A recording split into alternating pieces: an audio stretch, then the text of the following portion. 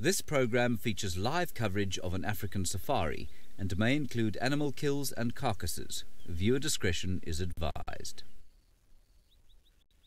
Good morning, everybody, and welcome to the Sunrise Safari here at Djuma Private Game Reserve, in the Sabi Sands Game Reserve, in the Greater Kruger National Park, in the Greater Limpopo Transfrontier Park. That's where we are in the world. My name is James Henry. On camera today we have got Senzo Mkhize. Those are his three fingers.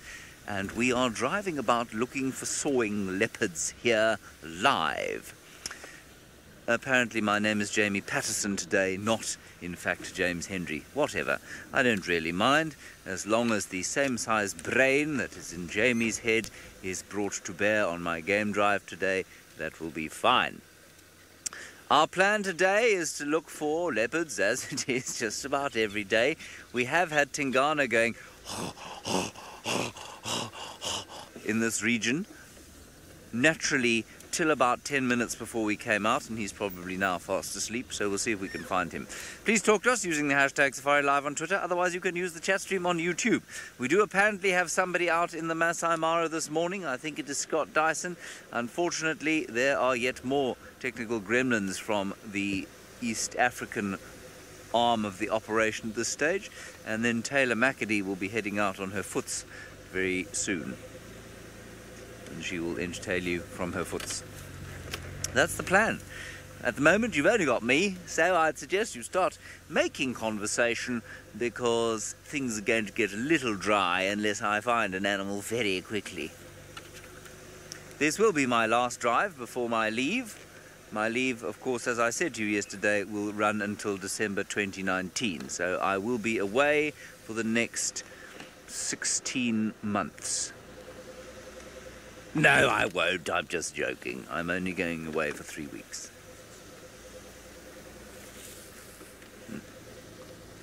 Just 3 weeks, everybody. Unfortunately, the trust fund that I was supposed to get when I grew up disappeared with a few financial troubles in the family, and so I unfortunately must work. I'm unable to take 16 months of leave. Aegis, where the wild dogs went yesterday, I cannot tell you. Taylor had a look for them, but then of course she was sitting with Tingana and he was fighting with hyenas, so it rather occupied her, so she didn't go and find the dogs. Well, I mean, why would she, with all of that action going on there? And then Sidders was with Hosanna, and so I'm afraid nobody found the wild dogs yesterday afternoon, which strikes me as a little bit sad from the point of view that it's going to be difficult to find them this morning. Not that it actually would have helped. So we found the leopards yesterday afternoon. Everyone else came to see the leopards and then did not go and find the dogs. Don't worry, everybody. I'm sorry that some of you have choked upon your morning tipples or evening nightcaps.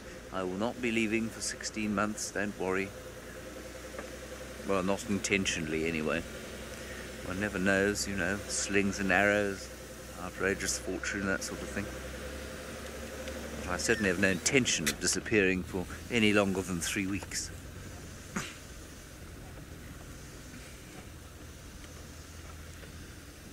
Hello, Raramoor. Wild dogs sleep probably for about, not much less than the lions do. I think probably about 14 hours or so. They sleep a lot at night as well, you see. 14 to 16 hours, they sleep a lot.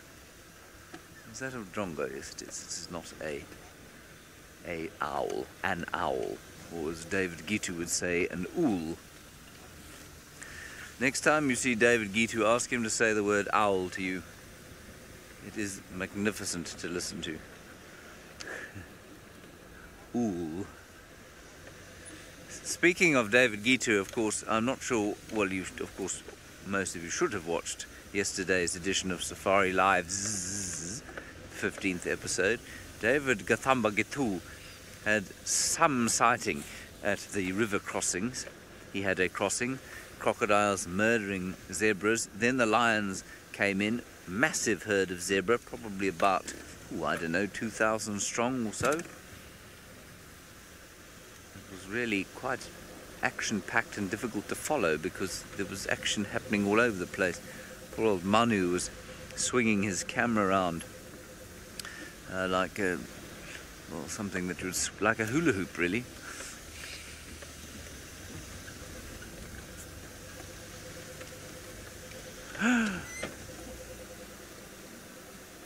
There is a bird. Can you see it there, Senzo? No, it's gone. I thought maybe because it was a bit darker it would stay. Never mind. Everybody is apparently very pleased that Scoberto managed to make it through the night. You can see him. It's a grey-headed bush shark, I think. Not that it's going to reveal its colours greatly. Oh, fantastic. No, sorry about that, everybody. Scoobert managed to make it through the buffalo, yesterday. We don't know if he made it through the night yet, I don't think. Has anyone actually found him this morning? Not yet. Ah, he has been found this morning, little Scooby.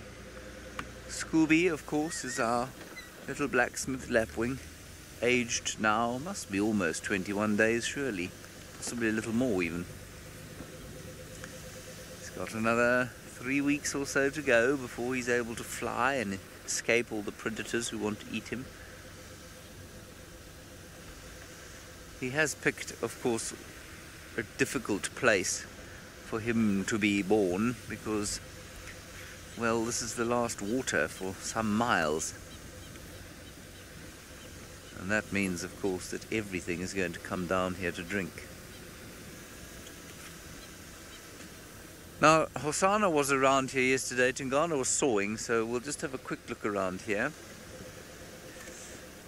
Debbie, I don't think that Hosanna will start to saw until he's about 4 years old or so, but I might be wrong. Go ahead. Sorry, somebody is desperately trying to call on the radio.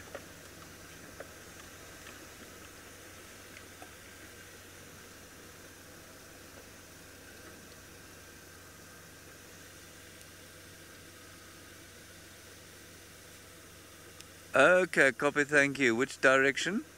There's a leopard close by. I'm sure it's Hosanna.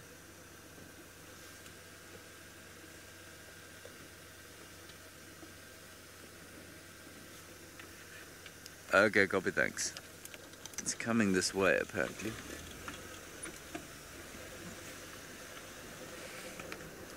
I think it's Hosanna. Copy, sounds like Hosanna.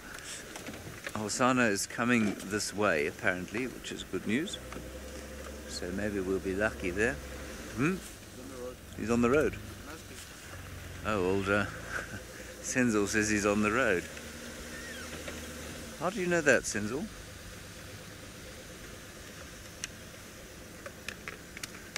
Yes, indeed, we are in infrared on our side. We will shortly go to colour.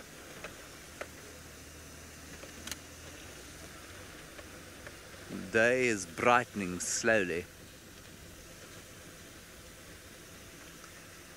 Patricia, what happens when the rains come is that animals tend to start to disperse, because when the water becomes less concentrated, in other words, when there is more of it in more areas, then the animals tend to disperse. Whereas at the moment, we've got a lot of concentrated animal activity on pans like this pan around camp, around Juma Camp and around Chitwa Dam and that sort of thing. There is a lot of animal activity. And so the number of animals won't change, they're just a lot more evenly distributed.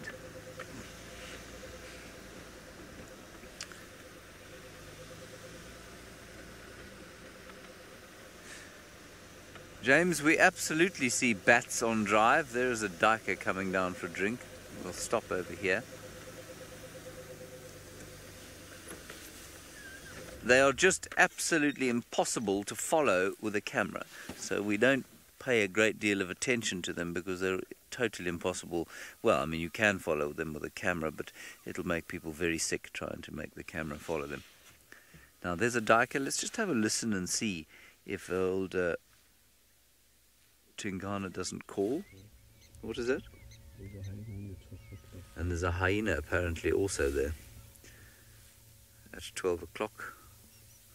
Senzo's superb eyes have spotted it. Mine have not. It's behind the bush. Oh, that's why I didn't see it. I'm sure it's still waiting for Hosana's kill to come out of the tree. There's also an Egyptian ghoul. Yes, there is the hyena.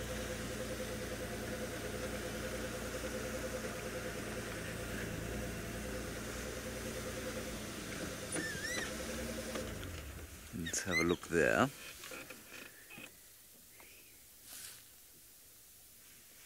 There it is. Now we also need to look around to see if Hosana's kill is anywhere close by.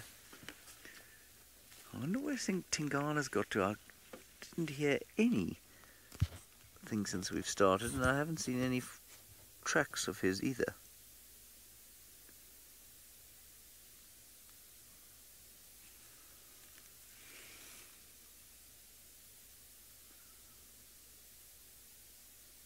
I also am not sure where Hosana's stashed his multiple kills over the last few days. I think he's finished the one that was close by here.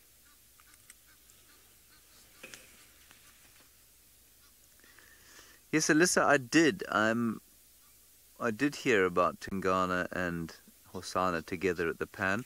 I'm assuming there was no actual physical interaction, but I did hear about them here. And I think it's from there that Tingana went off sawing this morning, but he's now stopped. That is Vuyatela Lodge, in case you're wondering. Not unusual to have a hyena come wandering past.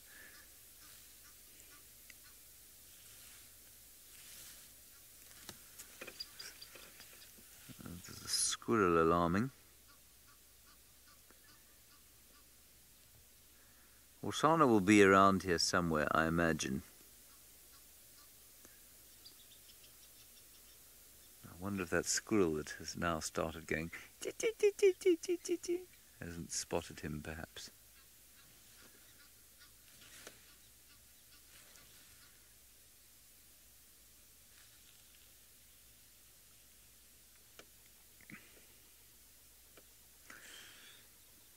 Anna Marie, there were reports of Tundi's tracks on the far eastern boundary yesterday.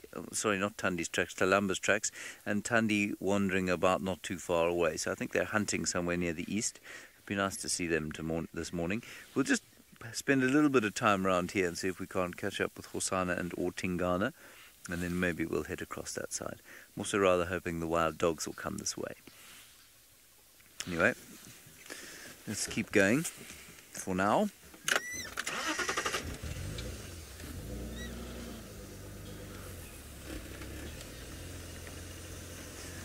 Hello, proud cat mama. The wild dog apparently is able to run at a speed of roughly 70 kilometers per hour, which is about 45 miles per hour. I am unconvinced by that statistic. I'm not sure that they are as quick as that. They are quick, but that seems extremely fast to me. But maybe they can run at that speed. You see, a lot of these things are fairly wild estimates because, as I've said to you before, to measure it accurately, you've got to be able to tell the animal to run in a straight line for a prescribed period and see how fast it covers that and be sure that it's running at top speed when it does it. So this is where Hosana was yesterday evening, and obviously his tracks are all over the place here.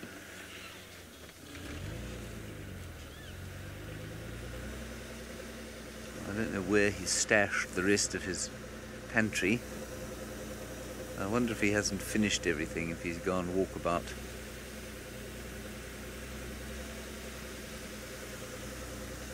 These impala look particularly relaxed with the morning. They don't look concerned that it is Monday morning and that they must go to work today after their weekend of frivolity.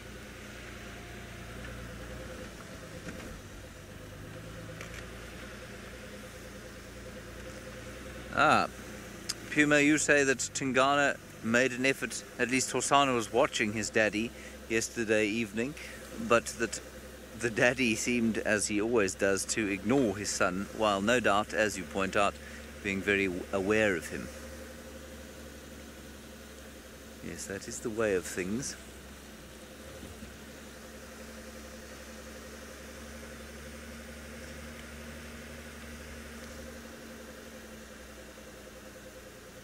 Alright, now apparently there is some alarm calling just through here. And it sounds like it's in front of the camp. Away from the camp, but basically the opposite direction from where we are traveling now. I think we should go back that way.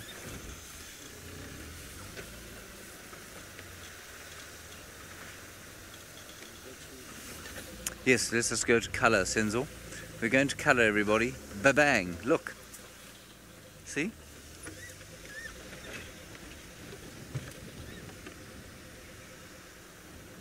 Right, we are going to go across to Scott now. He's managed to get himself some signals, some radio comms, and now he would like to greet you from the Masai Mara. Well, good luck, James. I wish you all the best in your quest for finding young Hosana. I must also apologize to James as I was late to work today, and that is why you've been stuck with him for the last who knows how many minutes. It's taken me a little bit longer than expected to get back into the swing of things after a 3-week break. Now, if any of you have just started watching Safari Live over the last 3 weeks, you won't know who I am. My name is Scott, and my surname is Dyson, and I'm teamed up with Manu on camera, and it's great to be teamed up with him. We've shared lots of magical moments out here in the Mara together. So, as I said, I've just got back from a 3-week break and had an incredible time. Went to a beautiful island, archipelago, quite off the coast of Kenya, and the island was called Lamu, and that was a very cool experience. I'd never been there before, despite spending 4 years in Kenya, so that was great fun. And thereafter I continued my retreat on the coastline a little bit further south in a wonderful little town called Watamu. So it's been really good. And Joy in Hong Kong, you've noticed that I've had a haircut, yes. I don't know when last you saw me, Joy, but I've recently sheared not only the upstairs but also the downstairs. That I did yesterday. I do a self-shearing. Oh, I took my hat off. You see, I've forgotten all about my job because my speaker's in my hat over here. And as soon as I took it off, you probably couldn't hear anything I was saying. So clearly I am a little bit rusty, but great to have you on board, Joy. And I'm impressed that you've noticed the changes. I was looking quite rogue until yesterday after a long break not being in front of the camera. Another wonderful thing that happened on leave was that my parents came up and spent 5 nights here in the magical Masai Mara, and it was their first time in Kenya, and it was an absolute privilege to be able to take them around in one of our awesome cars. We do have the best cars driving around the Mara. That is when they are working. They're old. You mustn't be nasty to them because they can give in at any time. This is Mila. This is not my usual office. My car is undergoing surgery. Now, I've got some exciting prospects for this morning. I'm going to search for a cheetah who reportedly has some cubs. Now, until we see them ourselves, let's take it that it could be a rumor. But for now, we need to race you back to James, who has some geese that seem to be getting up to something interesting. Unfortunately, the geese have now disappeared. They were having a fight. Senzo still got them. They might come back and fight. They're pretty close to the pan. Very nice, Senzo. I don't know if that's a pair. Oh, there they've attacked the third one now.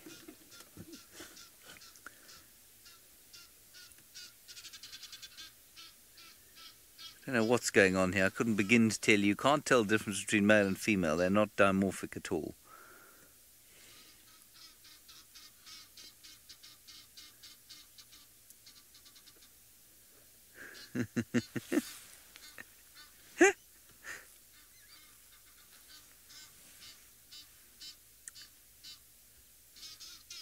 Here we go. A fresh attack being launched.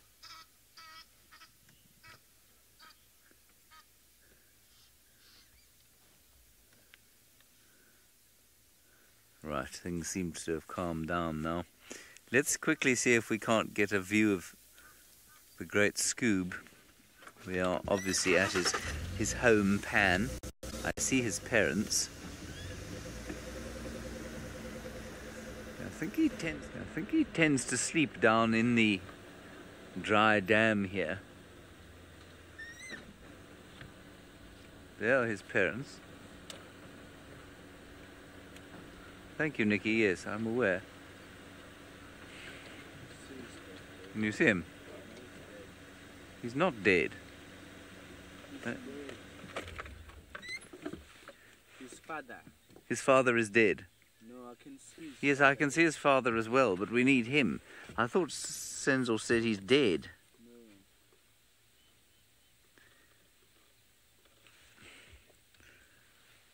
No. Right, there is one parent. Now, Second parent. there's the second parent. Now, where is the child? It's not underneath there. It might be. You think he's underneath there?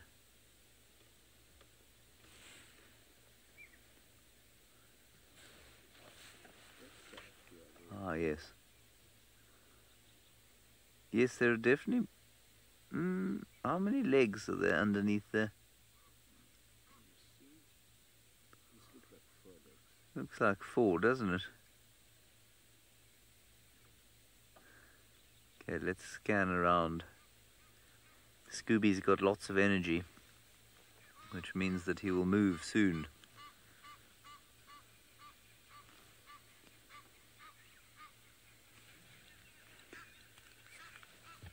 These beastly geese are making a loud noise.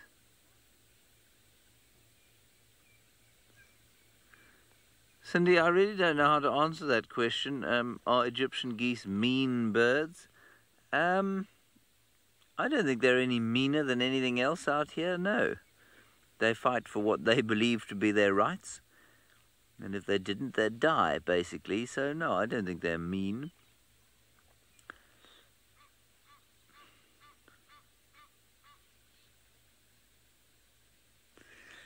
Minamu, I think that what's going on here is a territorial fight. I don't think it's a fight over ladies. It might be. There were 4 of them, though, and I think it's probably a territorial spat.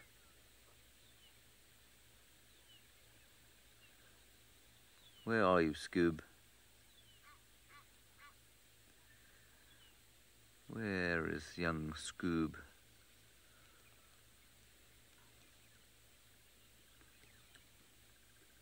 The advantage of sitting here like this, of course, means that we can hear any alarm calls.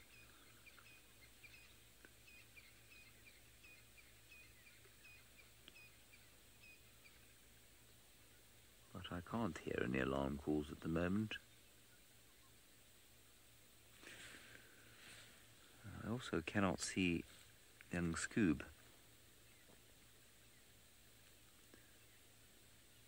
I wish that parent would move. It's very frustrating just looking at it sitting there. I agree with Senzo. He says he's just standing still, so that means there must be something there. The other parent is calling and investigating some dung.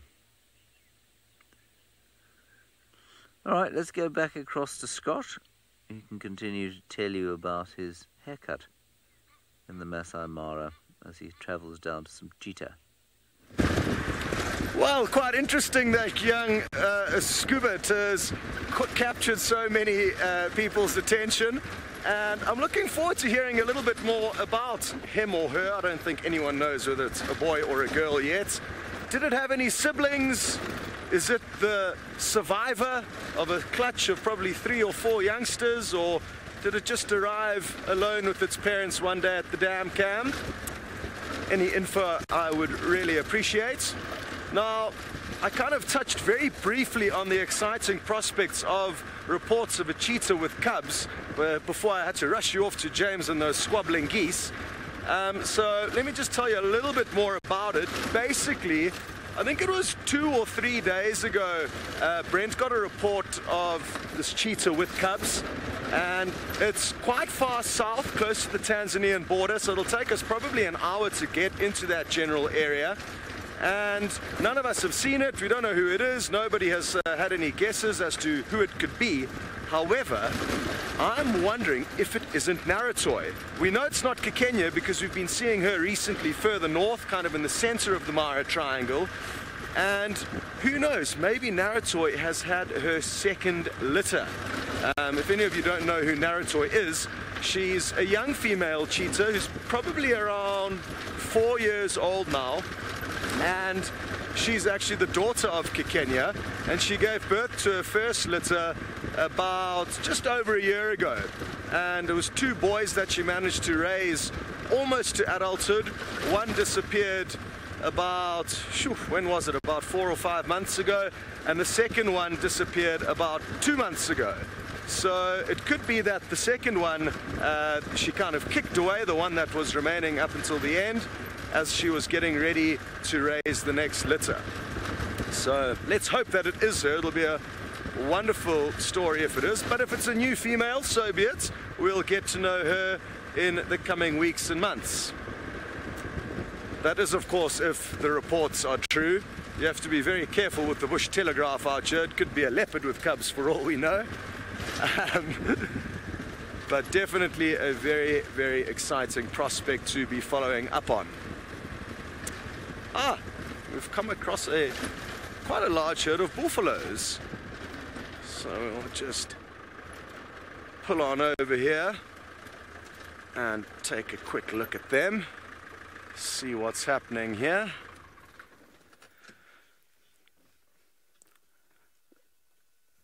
Oh, well, Cobalt, thank you very much for getting back to us on a little bit of information on Scoobert.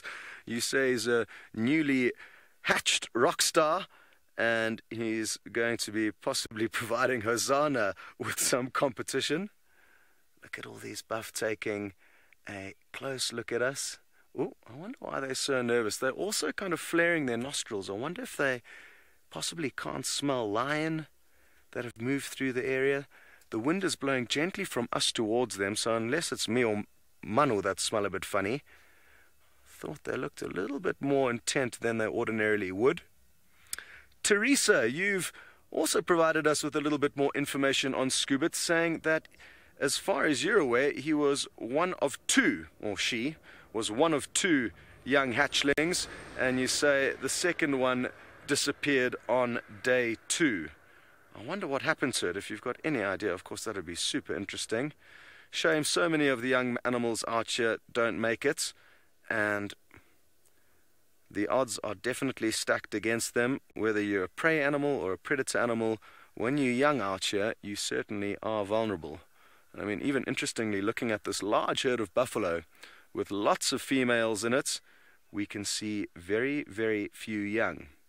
And I guess that is testament to the fact that the youngsters are picked off first. Oh, but Manu spotted one there, kind of in the background. Not too young, but there is a kind of small one over there.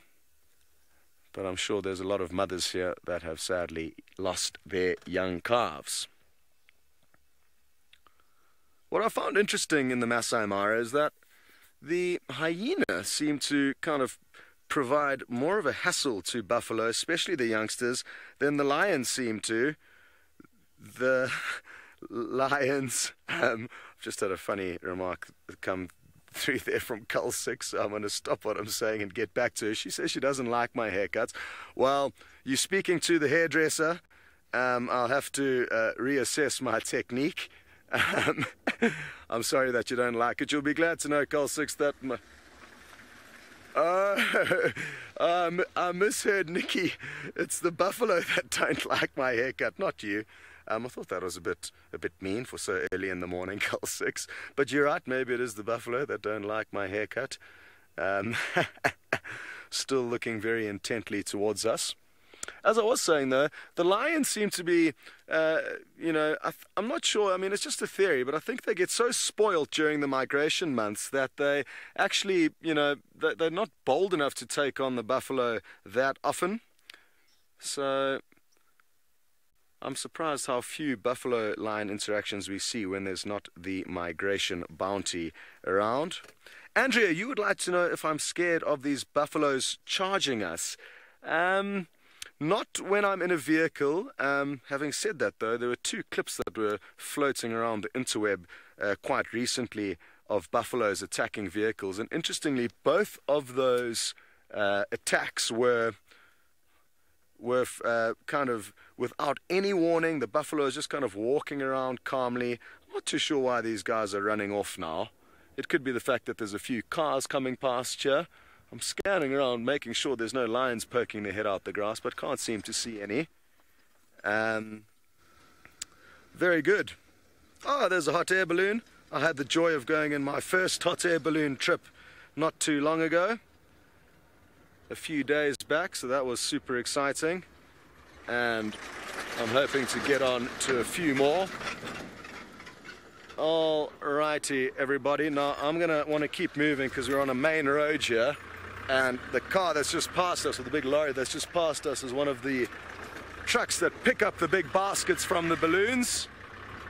And while we keep trundling on south towards the Tanzanian border, we are going to be sending you to Taylor McCurdy. Tighten your laces, shears on foot. I better tighten my own laces, Scott, because they're forever coming undone. Good morning, everybody.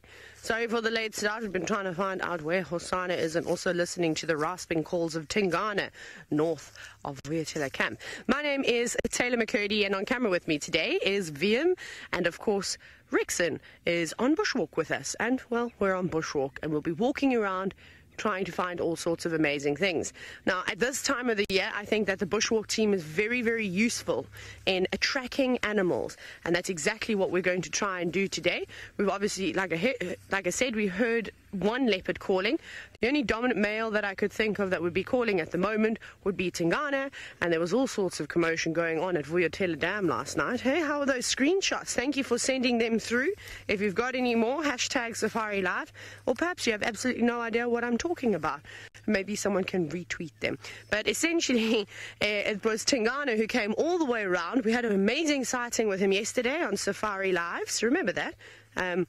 Something that you didn't see was, and I can't remember if I told you, but the impala kill that he'd been feasting on for the last few days is actually dangling quite low in the tree at one point, and the hyenas were jumping up on their back legs trying to get it, which was really quite funny. Anyways, he's done a big loop around, as I suggested. He's now got his belly full. If he makes another kill, that's great, but it's also important that he re-establishes his territory again, because it has been some time. So we'll either try, we probably won't go looking for Tingana because he doesn't like people on foot. We might try look for Hosana. And then the other intel I have for you is that, I did mention it yesterday, the Nkuhuma Pride have been hanging around on Chitwa, and they were left late last night moving north from the most northern corner of Chitwa. So that means that they would have popped on around Cheetah Cut Line, and apparently they were going north-northwest. So they could even be around here. But first, with all the alarm calls around this area, I think we'll probably start searching for a leopard, and then we'll be optimistic here. Once we find the leopard, aka Hosana, then we will try and go and look for those lions. There have been buffalo on the property, so it's a good news. So anyways, we'll see what else comes of this bushwalk, but we're going to march on and see what we can find. Let's go see if James has figured out where on earth Hosana is. No, we haven't. We haven't figured out anything except where this Nyala is, and that's because we saw it. I think that if Tingana has gone north of the block, north of Galago Pan, which is where he often goes these days, we are not going to see him because you cannot get a car into that area. And I'm wondering if we shouldn't perhaps accept that we've seen these leopards a lot over the last few days and go and find out if the Nkuhuma Pride isn't on Chitwa still with that strange male. I'll get an update on the radio once we start to move and see if that Lion Pride isn't around there.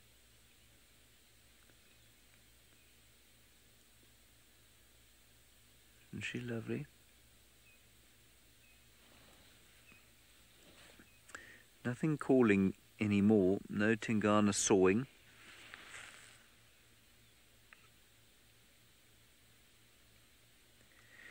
Dance jaguars and leopards have similar spots, but they're not exactly the same. And jaguars, the rosettes are much sort of, what would we say, wider, larger. I mean, your best bet there is to just Google 2 pictures and have a look, because they're easily discernible from each other if you've seen them. You know, if you didn't know leopards very well, or you didn't know jaguars very well, then I guess you might confuse them. But once you've looked at them properly, yeah, you won't confuse them again. Jaguar is also much bigger than a leopard.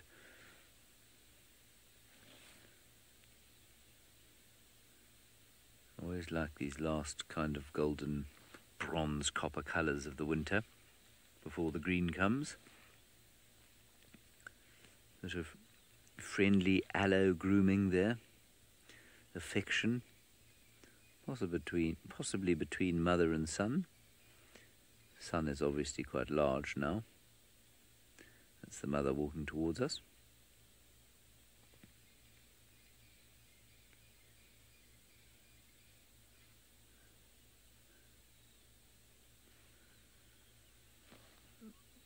Viper, I've got absolutely... well, I'm pretty sure that he hasn't fathered any cubs yet. Hukumuri is a male leopard, everybody. We think roughly between 5 and 6 years old.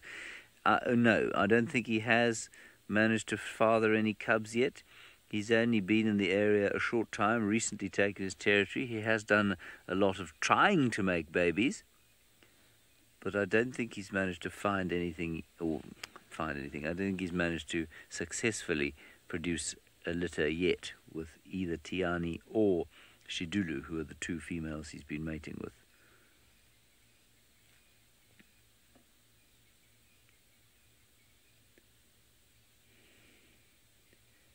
Now, of course, if these lot saw Tingana walking up through here, they would go, bow, bow, bow, bow.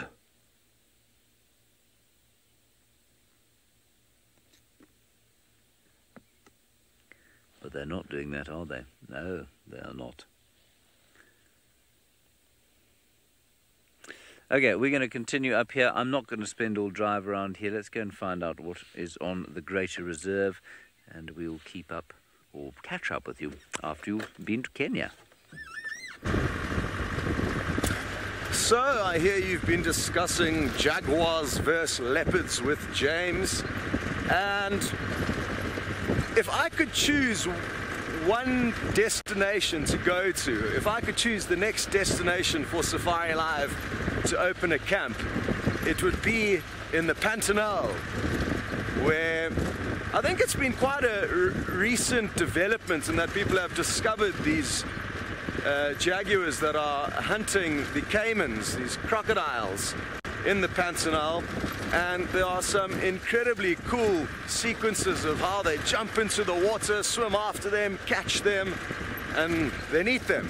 And imagine how cool it would be floating down that beautiful river searching for jaguars. So that's a little dream of mine that hopefully will come true sooner rather than later. If you'd like to be of assistance in making that happen, phone a friend right now, tell them about SafariLive, because the more people that jump on board means basically the more places we can take you to. It's that simple. So if you want to see a jaguar hunting, phone a friend and make your contribution. Now, as we move through this area, we're quite close to the Olololo Escarpment, which is the western boundary of the Mara Triangle. On the top of that hill is the boundary, but there is no fence. And This is the area that we could possibly see the Owino Pride of Lion. Having said that, though, there's been quite a lot of change in dynamics with regards to where the lions are moving, but hoping to catch up with them. Haven't seen them in 3 weeks since I've been gone. Another animal that I haven't seen for a long time are the Musketeer coalition of 5 male cheetah. And Anna-Marie, you would like to know if they are still together and still doing their thing. They certainly are. On the other side of the river, sadly. That is why we are not spending time with them. We don't operate on that side of the river anymore. We've kind of consolidated our efforts here in the triangle, which I think is really paying dividends, being able to work together in helping find our various characters. But they certainly are doing well. They apparently are continuing to keep their kind of strike rates of making a kill every 24 to 36 hours. And I really would love to catch up with them at some point in time. I just see the occasional picture of them together on Instagram. But yeah, they certainly are still doing well. The male cheetah we can expect to see on this side of the river are a coalition of 2 males called the Border Boys. And David said yesterday that 2 males, in all likelihood, them had been seen. I can't remember exactly where, but probably along the Tanzanian border. That's typically where they do their business, and then probably they stretch further south into Tanzania. Is where they spend, I think, the bulk of their time. So yeah, that is all I really have to say about the Musketeers, Anne-Marie.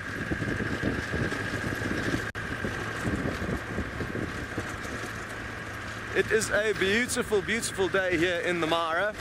I'm quite astounded at how, you know, I think the first week that I was away on leave, so probably about 3 weeks ago, the guys got a decent amount of rain here, nothing hectic, but it definitely helped spruce up the vegetation. Things were looking quite dry and barren by the time I had left.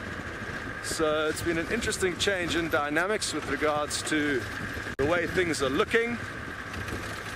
I'm also interested to see how far the migration is going to push north this year. This time last year, they were already all around our camp, very, much further north than where we are now. So it'll be interesting to see the difference between last year's migration and this year's migration.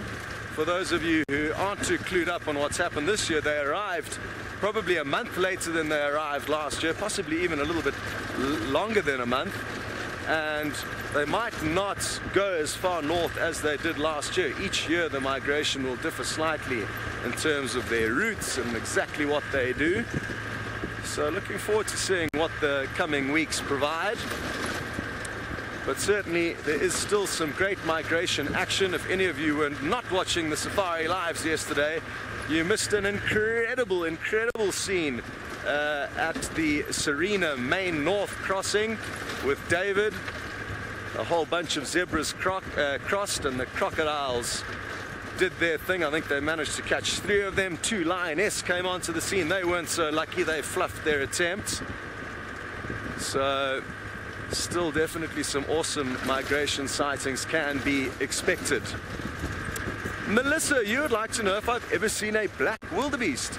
And yes, I've been fortunate enough to have a friend of mine who has a game farm in the Karoo, which is kind of in the south central parts of South Africa. It's a dry, semi-arid area where black wildebeest do really, really well. And yes, I've seen a lot of them. I think the strangest looking out of the wildebeest, the blue or the white-bearded that we get here, and also quite a lot smaller than the blue wildebeest that you see in the Sabi Sands, and also smaller than the white-bearded that you get here. They kind of look more similar to the ones here than the blue down in South Africa. And those are I guess the blue and the black are the 2 species you get down south. It's interesting, I was saying how I'd love to go to the Pantanal to show you around there and show you jaguars, but I mean there's even places in South Africa where we could go and show you quite a few different species, mainly antelope, not so much predators. And the Karoo would be one of those places. You get lots of springbuck there, which is kind of a cross between a Thompson's gazelle and a Grant's gazelle. Red hartebeest, gemsbok. It's a whole bunch of different antelope there that it would be great to show you around at some point in time. Very good. We've still got probably about another 40 minutes until we get into the area where we hope to find this cheetah and her cubs. And while we continue making our way down south, we're going to send you back to James, who's continuing his search for the leopards. I am, and I'm probably going to give it up fairly soon, and then we'll go and see if we can't find some dogs or something else. In the meantime, why don't we just look at these impala? We've seen lots of herds of impala today, all of them very relaxed. Something is moving up the top there. It's a duiker. Fantastic. Very exciting. The duiker ghosting through the grasses. Right. Hello. Good morning. I hope you're all well. Now, the most interesting thing about female impala that I've seen of late, of course, was the dead one that we found killed by the wild dogs just near camp the other day. And what I found so fascinating about it was the size of the fetus that was in it. So it was very grim, very sad in many respects, but it was tiny. It was only about, it was less than a foot long, and yet it was 3 months from term. And so it was going to grow a huge amount, or it would have grown a huge amount, had it not been, well, rather cruelly ripped from life by the wild dog. Not that the wild dog is cruel at all. They are not cruel. That male impala, however, looks like he's really had a bit of a tough time during the dry season, with his hips showing like that. He's obviously very keen for the green season to come. I wonder if he's not slightly ill. I often think an animal like that, who's so very clearly not in the same condition as the rest, has possibly got a parasite load that is much higher than the others. Now, the thing about parasites is that, well, they're all over us, all. They're over us and in us, and there are parasites in just about every organism out here. And believe it or not, your body and the body of those impalas are fighting off various invasions from various kinds of parasites and various pathogens all the time. And one of the things, I've spoken about this before, but one of the things that happens during mate selection, and one of the things that attracts both people to each other and, of course, impalas to each other, is the smell of a prospective partner. And that smell, that apparently attractive smell, is an indicator of the parasite-resistant capability of your prospective partner. So interestingly, that's what's going on there. Sorry, we're just in the middle of a sighting here of you now. Good morning. Hello everybody, sorry about that. We appear now not to have a view of our impala anymore. We have a vehicle in view instead. We're live. I'll just quickly finish my speech there. Right, okay, so when you see an impala like that that is not feeling so good, or that is very clearly, that's the one you can see him there, that is not in such a good way, you might find that his parents were not quite as optimally matched as they might have been, and so his ability to resist parasites during the dry season might not be as good as others. But there are two males there that don't look so hot. So maybe it's not just that individual. Anyway, that was the impala story. Taxon has got a vehicle full of viewers who wanted to say hello, and they didn't realize that we were live. Lauren, I don't think twins are common at all. I think they're extremely uncommon. You do find them with elephants from time to time. I've also seen this recently, that coughing. I've seen impala coughing quite a lot. I hope there isn't some kind of, I don't know, tuberculosis epidemic or something. I don't even know if they can get bovine TB, can they? I know the kudu can.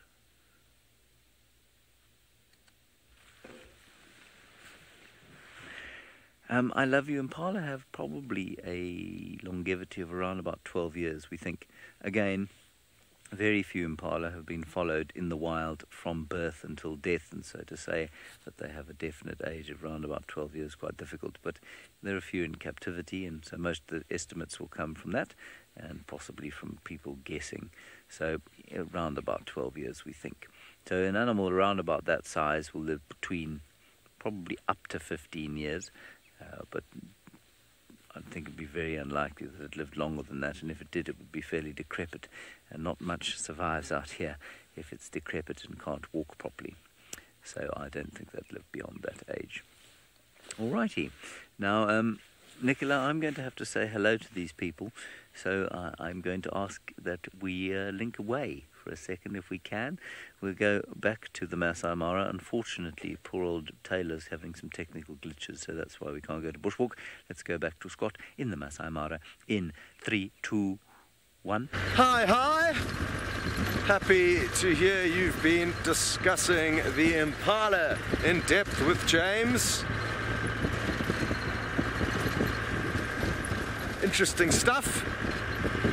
Manu and I have just been kind of playing back the incredible scene that Manu was lucky enough to film with David yesterday. As we discussed earlier, that epic river crossing. And it's interesting, while my parents were here, like most people who come to the Masai Mara, people hope to see one of the river crossings.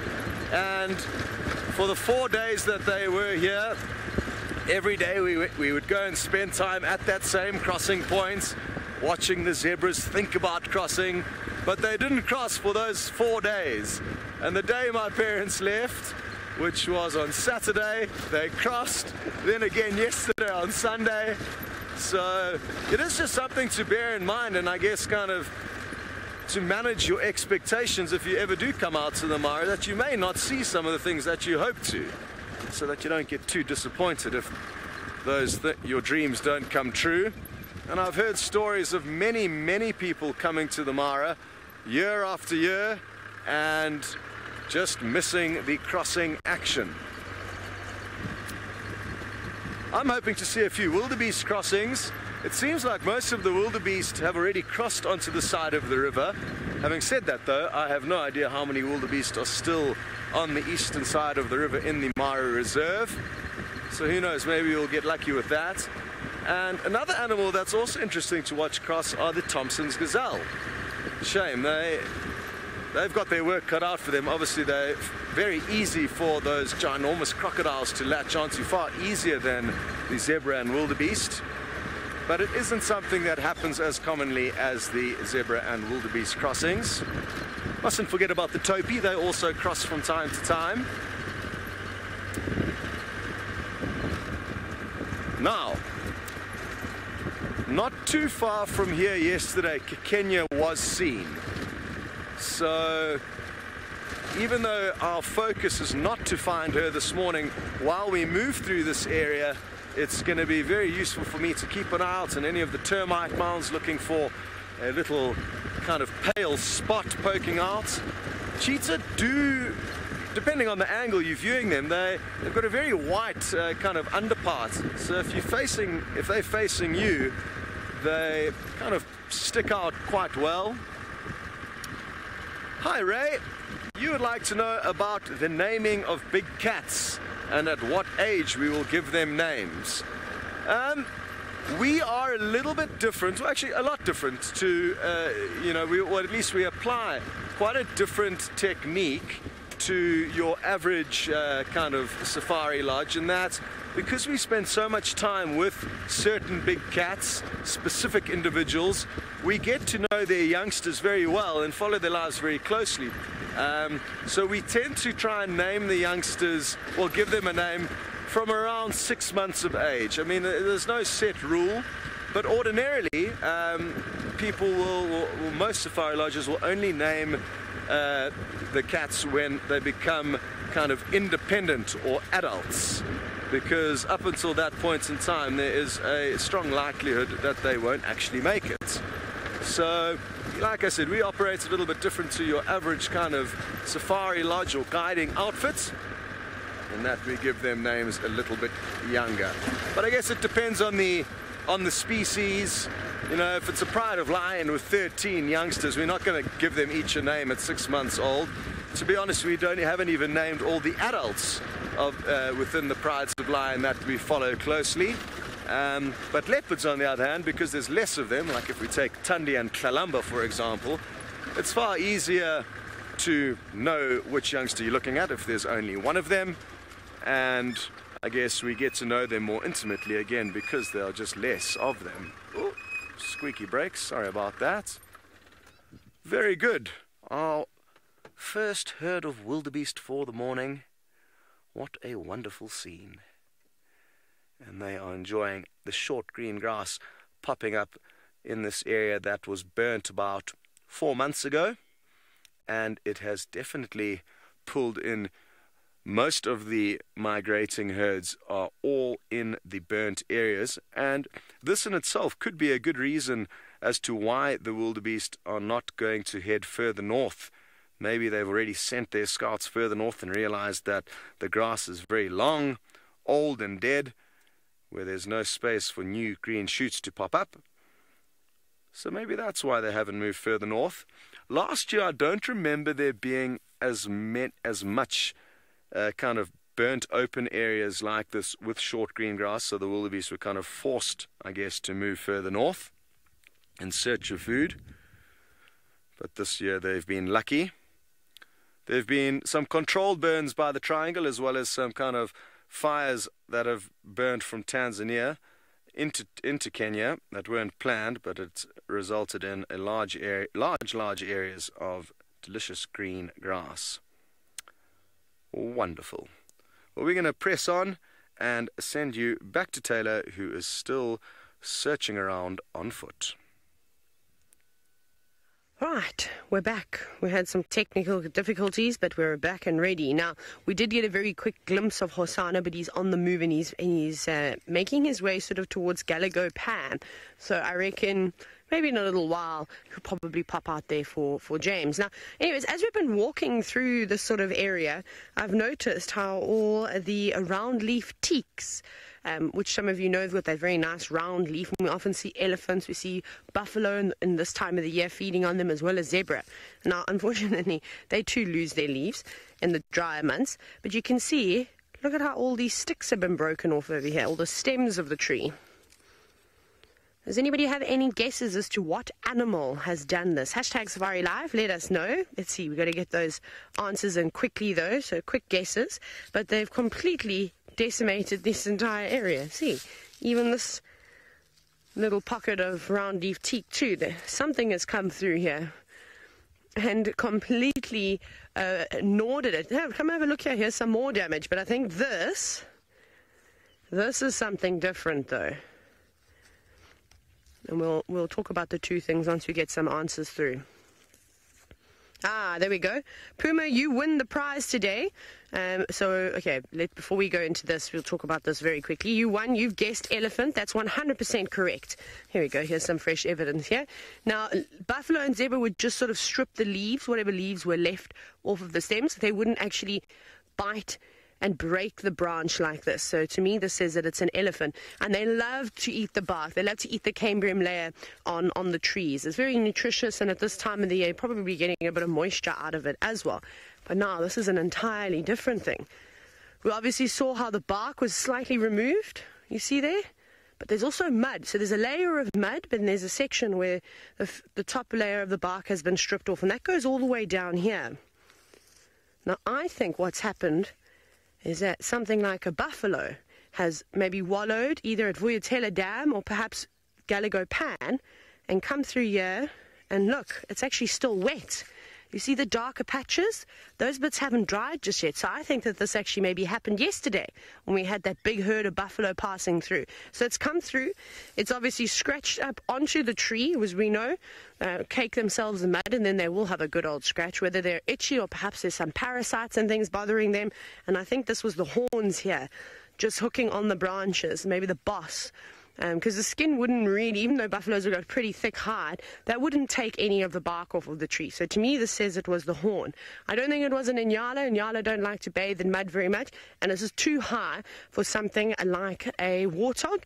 And in terms of rhinos and things like that, I haven't seen any tracks around here. But a rhino could do something very similar to this. But I just think if I'm looking at the height, a buffalo probably stands about this tall with its horns and its ears. Probably out here, I might just be taller than a buffalo. I think the Mara might be staring one in the eyes. They're so big. So I would say that this is the perfect height for a buffalo to hook its horns on, have a bit of a rub up against the tree. Wonderful. Nice little scratching post. Okay. But this herd has moved on and gone north.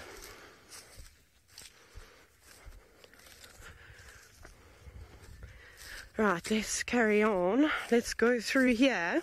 Here's some more evidence that the elephants were here, though. They were here yesterday afternoon. This isn't done this morning, but I'm going to move this branch. This is from a buffalo thorn, so I've got to be very careful when I pick it up, because otherwise I'm going to end up pricking my fingers. But you can see how they've completely stripped the end of the trunk, not the trunk, the branch of the tree here. See all that lovely yellow color? So that's what they would have been eating. You see how they've left some bits on. This fibrous bit over here is what the elephants and stuff are going after. This is sort of the cambium layer here. So you have the outer bark, then you have the cambium layer, and then it gets quite hard and tough again. And then some trees have heartwood on the inside too. Not sure. I'm sure buffalo thorn has got heartwood.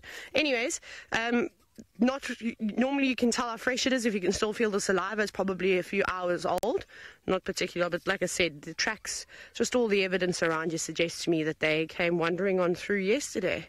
But look at this. That's prickly.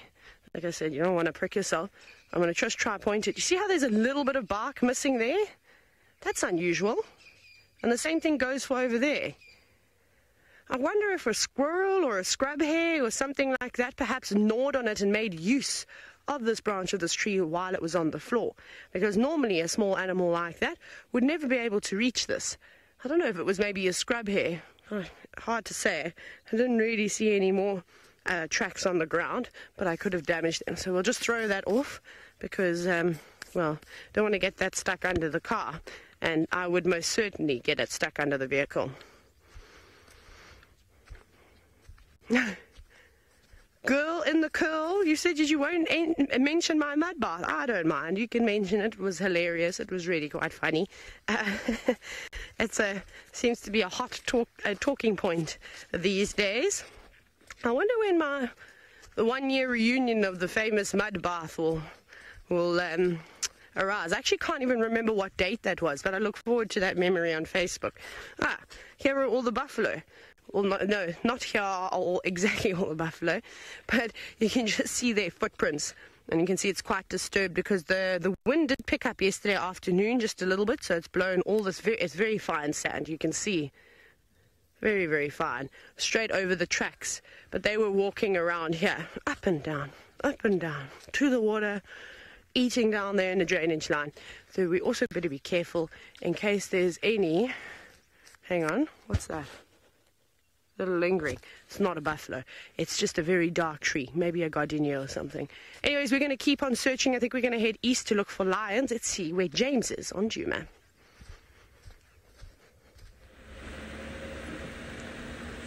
If there's one thing that Taylor will never be allowed to forget, it is her face plant into the mud.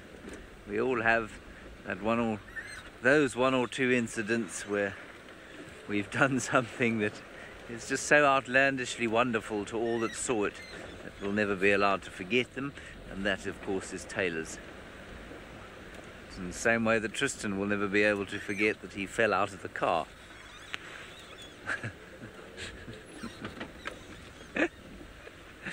It's wonderful. Oh, that's interesting. Hang on a second. We've given up on the area where our leopards were. They did, as Taylor told you, they did have a brief view of a leopard, and it was Hosanna. There are lion tracks here. I think the Nkuhuma Pride, unfortunately, has come past Buffelshoek Dam and gone north. Anyway, we're not going to follow up on either of those two because of those two leopards, because they've gone into an impossible area. You cannot drive in there. It's one lion that came up here. One lioness. Now, Taxon was just telling me that there's been quite a lot of turmoil around, and the Talamati Pride lionesses have been mating with the evokers, but they seem to have split up slightly, probably not permanently. And so this could be one of them that's just come in here. There are no tracks on the road at the moment. Let's just pop down to the waterhole, see what's going on there. Maybe we'll be lucky. There is something sitting under that tree, or is it just a stick? It is just a stick, a large stick. It looks like a leopard, but isn't. And the closer I get, the less like a leopard it looks. Oh, look at that! Look at that! There, everybody, seems to be the return of the world's most boring hippopotamus, Scuba Steve. Good morning, Scuba. Hello? He's not stopping. He's just going to keep on going. I have absolutely no idea if that is Scuba Steve. It is a bull hippo who's obviously come to check out the water here, and I suspect he's got out of the water because we've arrived here, because the water is not deep enough for him to actually hide in. So that's quite interesting. So we're here at Buffelshoek Waterhole. The water is only probably at its deepest point about 3 feet deep, if that. And so it's much more a pond than a dam anymore. And Scuba, I'm assuming it's Scuba Steve, but it could be any other hippo, has walked off because he couldn't hide from us. For those of you who don't know, perhaps you are new viewers, Scuba Steve was a hippopotamus that lived in this waterhole, and day after day we'd come past here and he would just stick his nostrils and head and ears out of the water and then disappear again, and so he became known as the world's most boring hippopotamus. As you can see, he's not exactly a bag of laughs.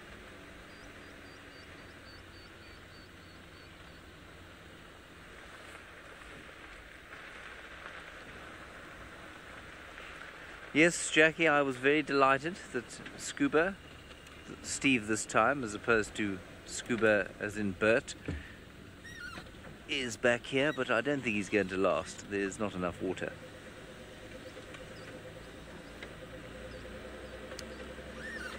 Oh, this is very good news indeed. Scott has managed to find what is known as an adorable surprise, not the one that he was looking for, but a beautiful one nevertheless. Well, can you believe it, everyone? Look at these two little fur balls. How cute is this? What an absolute surprise. This is the last thing I expected. Tiny, tiny little lion cubs. I would guess that they're probably around a month, maybe a month and a half old.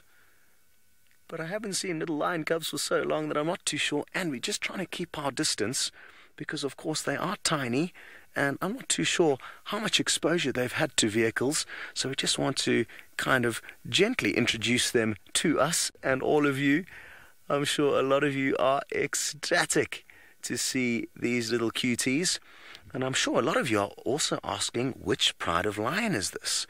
And I'm not too sure. There's the two lionesses you can see there, another one off to the left, and my guess would be that it is the Sausage Tree Pride, or at least a portion thereof.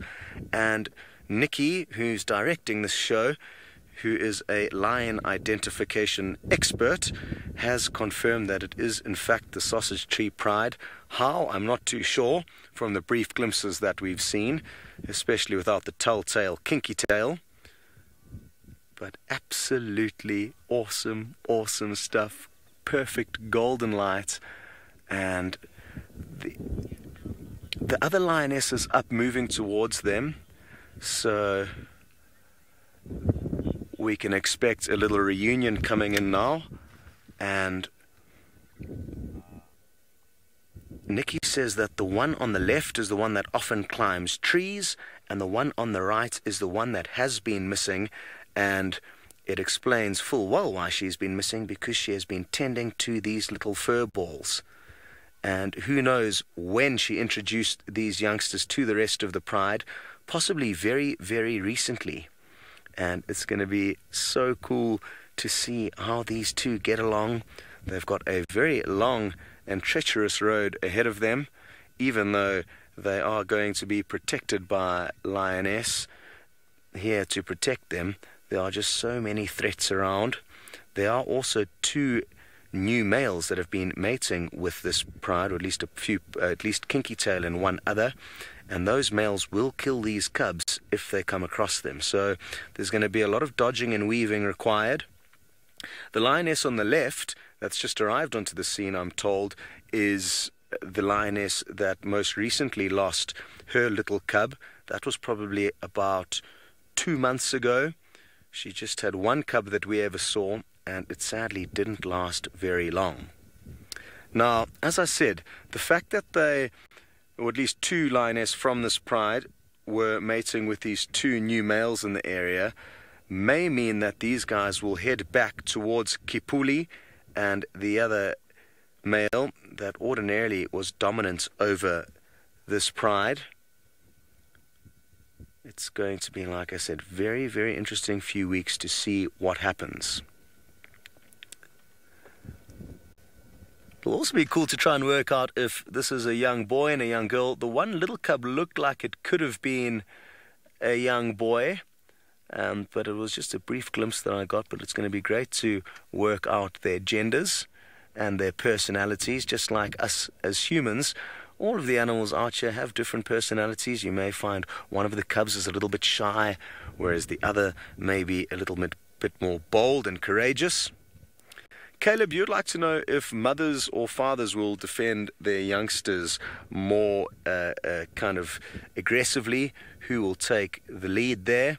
And I would say, as a general rule, the mothers will try and defend their youngsters more than the fathers, mainly for the reason that the mothers are always going to be with the youngsters, whereas the fathers may often be away with other ladies. Ooh, you see, I mean, you can already tell that this one little cub here seems to be a little bit more bold. It's the same one that kind of walked off alone. It's not a little mommy's boy or girl, and it's calling out there. I wonder what it's wanting from its mother, but it's definitely trying to command the troops, calling out. One's having a nurse there. Karen, you'd like to know who would be the father of these cubs. In all likelihood, Kipuli, or the other male that is in the Sausage Tree Pride, or that kind of oversees the Sausage Tree Pride. Sorry, I must get my wording correct. They're not part of the pride. They just oversee this pride. They also oversee other prides. And yeah, I mean, 4.5 months ago, these lions were camped out almost permanently with Kipuli and that other male. So I would say yes, that is going to be the father. And that's also why I suggested that they could well head back into Kipuli's territory, which is kind of further to the east of where we are here. Oh, it doesn't get any better than this. I was just about to say, let's try and creep a little bit closer now that we've spent some time. But it looks like we are not going to need to go anywhere, because it looks like Mom has decided to bring these youngsters closer so that you guys can get a better look. Awesome, awesome stuff. Now, you can see that not only are the cubs well fed, but also the mothers. So, well, the mother and the other lioness. This is definitely the perfect time of year to give birth because there's just so much food around. Louis, you've just said how awesome this is. You're sitting on your sofa, joining in on some action halfway across the globe, and of course it is live. If any of you have just tuned in and think that this is pre-recorded, you are wrong. It's entirely live and interactive, so please do send through your thoughts, questions and comments using the hashtag SafariLive on Twitter, or by simply popping your question in the comment box on whichever platform you are viewing on. Whew.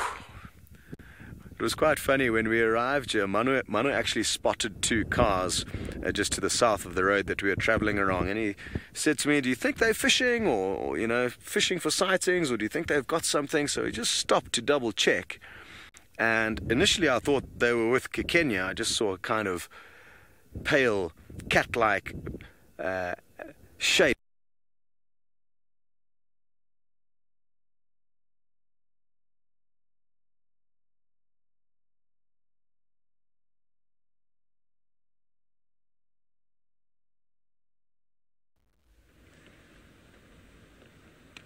Hello everybody, sorry about that. I'm not sure, are we in an action broadcast or are we not at this stage?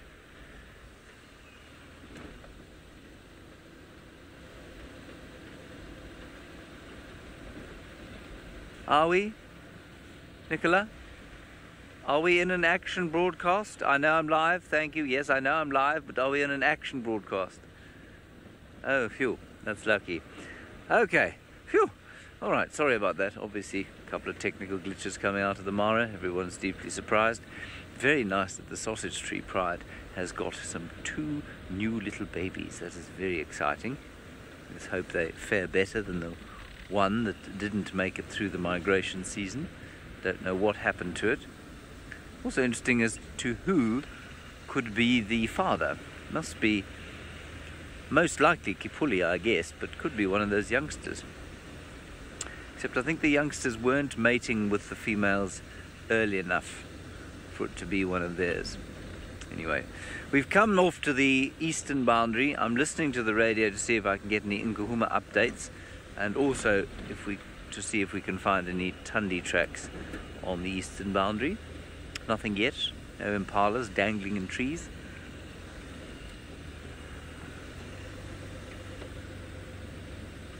Yes, indeed, Anita. Much like house cats, and in fact just about all of the predators out here, with the notable exception of hyenas, lion cubs are born with their eyes closed, blind, and unable to do anything for themselves but suckle. And so they are completely and utterly helpless when they're born. They are really very special little things to see when they're that little, as I'm sure you've noticed.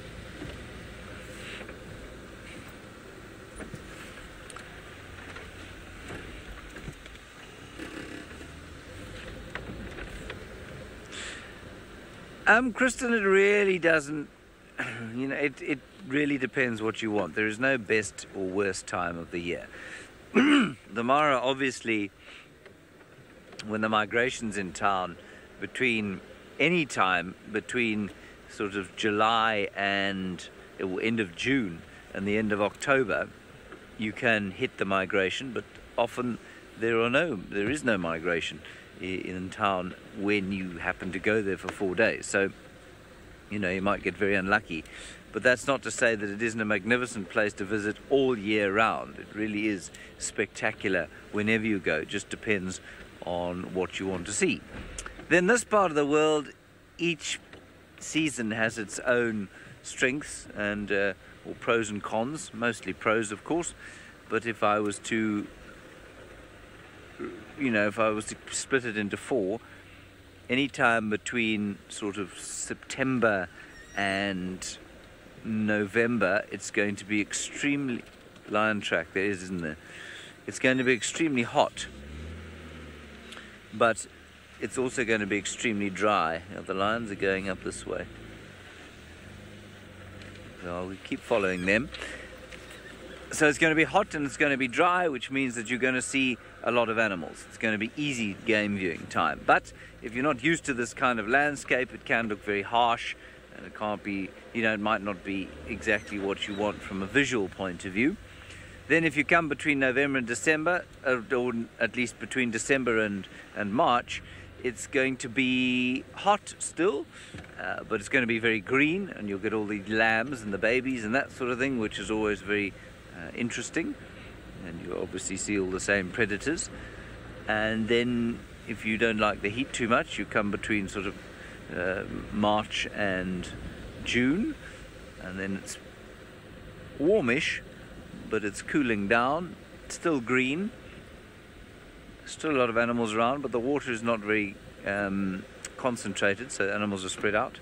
And then the winter season between July and September is the one we've just come out of, where it's pretty cold, but the water is more concentrated and there are fewer leaves on the trees. So it really does depend on your personal preferences. All right, we'll keep following these lion tracks. Taylor is on, I don't know what she's on, but her feet. Talking nonsense about something is normally what I'm doing. So we're back on the buffalo tracks again. This is from yesterday. So this is where they were sort of walking around as well. You can see all the tracks, quite a bit of dung. I reckon there's probably some dung from the day before, like this. When I put my foot on it, I've got to actually put quite a bit of force down in order to open it. So this says to me it's about 2 days old. But then there's some other stuff that's a little bit fresher. And it's just incredible to see how already, if I just turn this open, how many little holes and things are in the dung. So all the little beetles and insects. Oh, there's a spider. VM, there's life. Do you see that little white thing? I don't know what spider it is. I'm going to come and actually look on the camera, but it's tiny. It is so small. You can just see it there. I haven't got a clue as to what that little guy is, but I think what it's doing, I don't think it's feasting on the dung, on the buffalo dung. I think it's gone in there because it knows that there's lots of other little beetles and little insects, and it's kind of utilizing it like Hosana uses the watering hole to his advantage. The spider's just waiting for little insects to come to it. So even though it is just buffalo dung, there's so much life that surrounds it. So always be careful when you're driving. Try not to drive over the dung. Sometimes it's impossible, but there are lots of things that live in there. A variety of beetles, lots of little midges and things, flies, and then, of course, our favorite, the dung beetles. I can't wait for February, though, because I think, just speaking of the seasons, February is one of my favorite times of the year, February, March, and that's because we've normally had a little bit of rain by then. The marulas trees have got their leaves back. The fruits are starting to drop down on the ground. And that, of course, means an influx of elephants, which brings about a lot of dung beetles, too. And it was one of my favorite things to watch the dung beetles collect their balls of dung, and then other males coming in to try and steal that ball of dung that one had prepared, and then the fight that they have, and they throw one another around. It's pretty cool. I think a lot of the cam-ups are getting excited to film some slow-mos of those beautiful Coleoptera beetles. Well, I suppose that's what they are. Right, we're going to keep walking. We're going to try and find Tandy, but it seems as though Scott's managed to get rid of the gremlins. Well, good luck out there, Taylor. We've just looped ahead of the little furballs and their mom. The other two lionesses are also following in the distance somewhere. What a scene this is. Look at all those wildebeest in the background. And I'm wondering where Mom is planning on moving them. Obviously, it's very, very open here. So possibly she's looking for some longer grass and a thicket where she can stash them and lie up for the day, but only time will tell.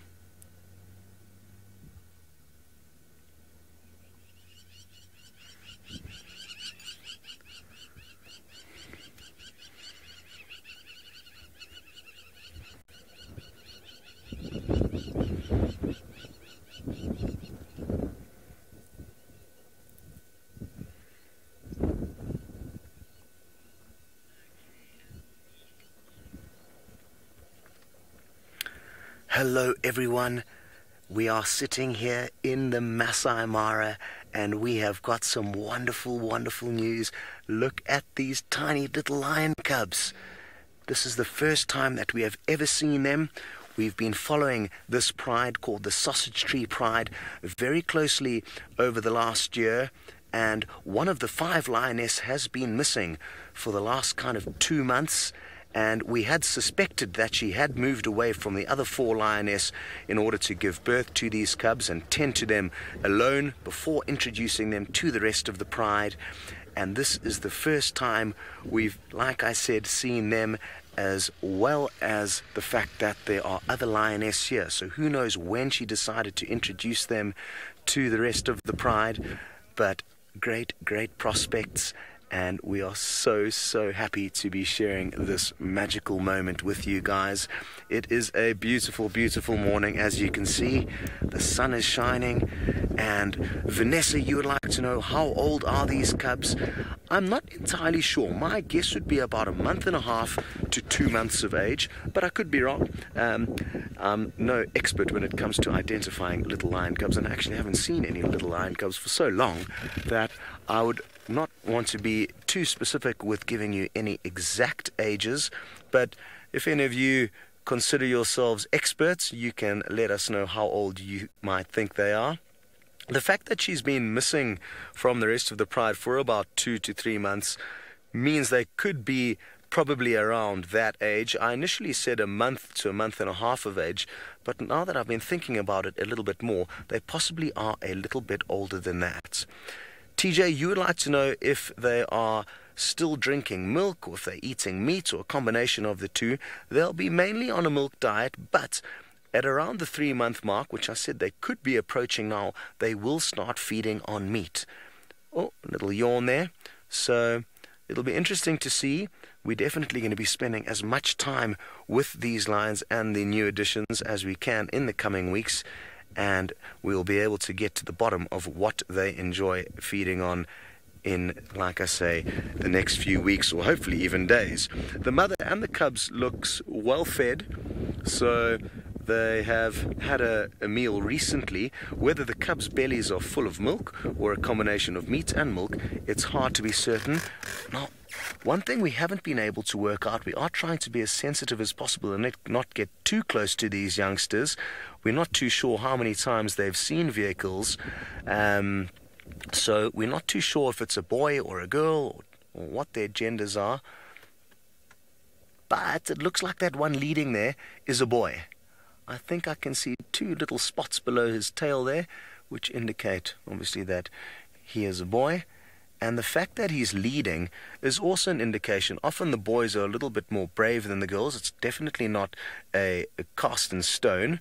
It's just a kind of general thing that I have noticed with lion cubs. The boys tend to be a little bit more brave. And he was the one that kind of led that charge away. And the brief time that we have spent with them this morning, we've noticed that one does seem to be a little bit more bold than the other. Oh, it's playtime. Carol, you would like to know how old are these lioness? We're not entirely sure how old they are. Like I said, we've only been following them for the last year. So, you know, unless you follow an animal's life from like now, it's difficult to be certain. Oh, sorry, and you'd also like to know when will they have their first litter. Well, a lioness will probably have her first litter anywhere from about 3 years of age, 3 to 4 years of age. Would be the kind of an early start for a lioness. And who knows, maybe it is this lioness's first litter. It may well not be, but it certainly is wonderful that we are sitting here and sharing these magical moments with you.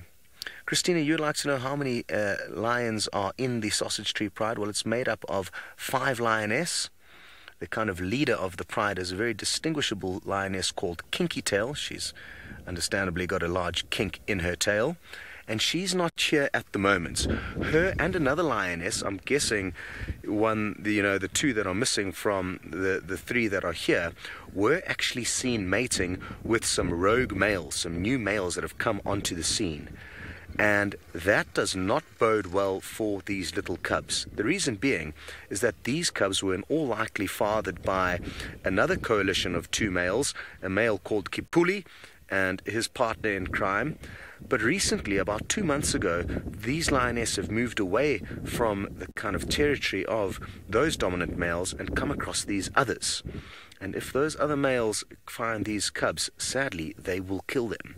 So, despite the fact that their mother is a lion, the king of the beasts here, it doesn't mean to say that she doesn't have her work cut out for her when it comes to looking after these little cubs.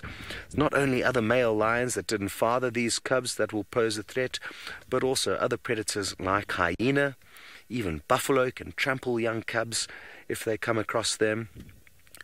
So there is a long list of things. Leopards will kill them if they come across them. It's unlikely that a leopard would.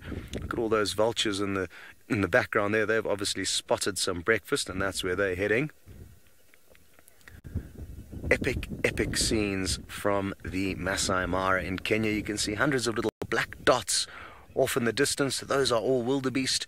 We are in the middle of the kind of migration at the moment. And, well, we're not sitting in the middle of it, but the migration is underway at the moment. And that bodes very well for this mother, because there is lots of food around, far more than during the months when the migrating herds leave Kenya, which could happen any time in the next 2 weeks to a month. Joanne, you would like to know, what are the chances of these cubs surviving? I think it's about a 10 to 15% chance as a general statistic for young lion cubs to make it to adulthood, so not good. And one of the lioness from this pride, who's actually here with this mother, lost one of her cubs about 2 months ago, and it was probably slightly smaller than these two. We only got to see it for about a week or two before it disappeared. We're not too sure what caused it to die, but there's an example of how tricky life can be. A lioness from this pride, just a few.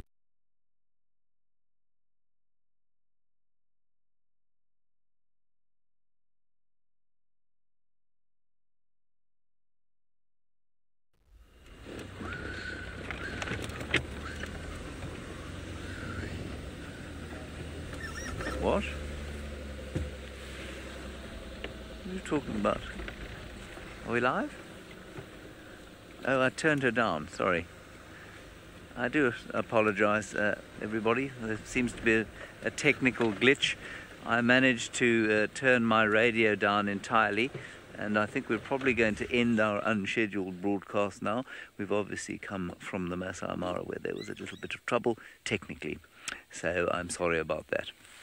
We'll see you next time, hopefully, with some less gremlin-filled broadcast.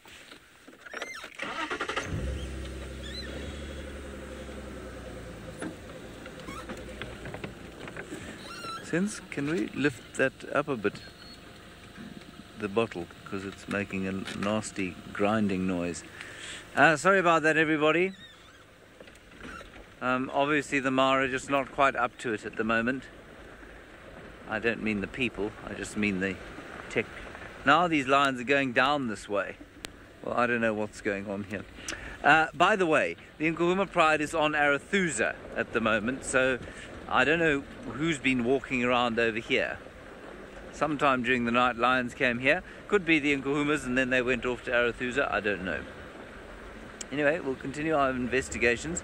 Every single time we find any sort of lion track or predator track, you see this sort of thing here. Dozens of things that they might like to eat. Now let's do an assessment of the condition of these ones. I said earlier that I didn't think the males were looking too fly. Not sure how healthy these ones are looking either, actually.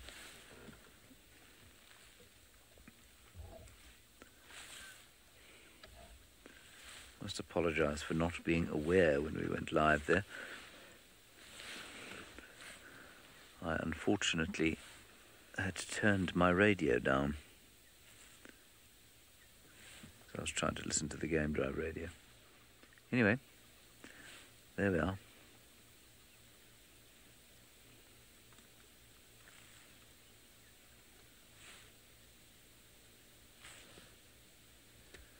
All of these young ladies looking forward to their first babies, perhaps.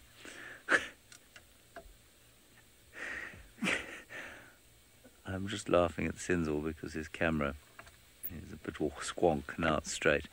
Kristen, I do not know how many hyenas there are in the hyena clan, or the Djuma hyena clan, what we call the Djuma clan of hyenas, although they don't seem to have a den here at the moment. And that's because we haven't had them at a den for so long, and so we really don't know how many new members there may have been, how many males may have dispersed to other clans. So no, I cannot tell you how many there are. I would say between probably 10 and 15. There's a squirrel alarm calling. What is it shouting at? Clearly nothing particularly important if this great herd of impala is not vaguely concerned. Probably a bird of prey that's just taken to the skies.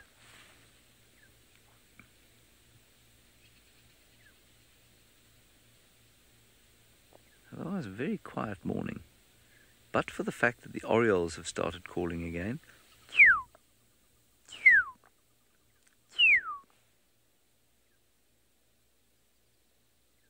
That is a new development. They've been silent for months. That one also not looking so good, so I suppose they're all sort of in need of some green season vegetation. DS, this is called a herd. You'll find thousands of interesting collective nouns for animals. Most of them are made up. Most of them are used for fun in any sort of serious biological text, which, as you know, was almost universally quite dry. Any group of antelope will be known as a herd. Any group of herbivores will be known as a herd. Pigs are sounders. Elephants are herds. Hippos are pods. But giraffe are not. Apparently they're lions at Gallagher. I'm confused now. Anyway, we will try and find out what's going on there. I'm not sure how I missed that. This is fascinating. Message from Louise, who's obviously sitting next to her room and has probably spotted them. So we'll head that way maybe as quickly as we can. Anyway, as I was saying there, in fact I don't remember what I was saying. There are lion tracks going down this road. What was I saying about the impalas? Fitness? No. No. We had that question. No, I didn't say they were ugly. But never mind. Oh yes, I was talking about the collective nouns. So things like journeys of giraffe and dazzles of zebras and parliaments of owls and murders of crows and all that sort of thing, they would never be used biologically. Sorry, Senzel started screaming at me. There's a honey badger that went across the road there in front of us. Senzel, a direction. Just ahead, yes, okay. Honey badger, honey badger. Went off here, hey? Towards that termite mound. That's very exciting. There'll be two in 2 days. Well spotted. Senzel's brilliant peepers come to the fore again. It was right here. I did see it cross. I'm sure it's gone straight up towards that termite mound there. Grass is very thick here.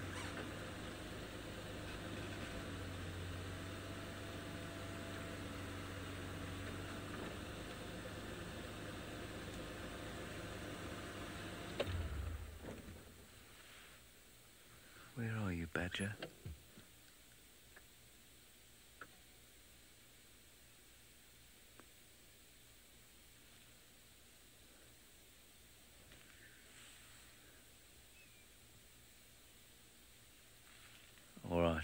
I'm afraid no luck here with the badger.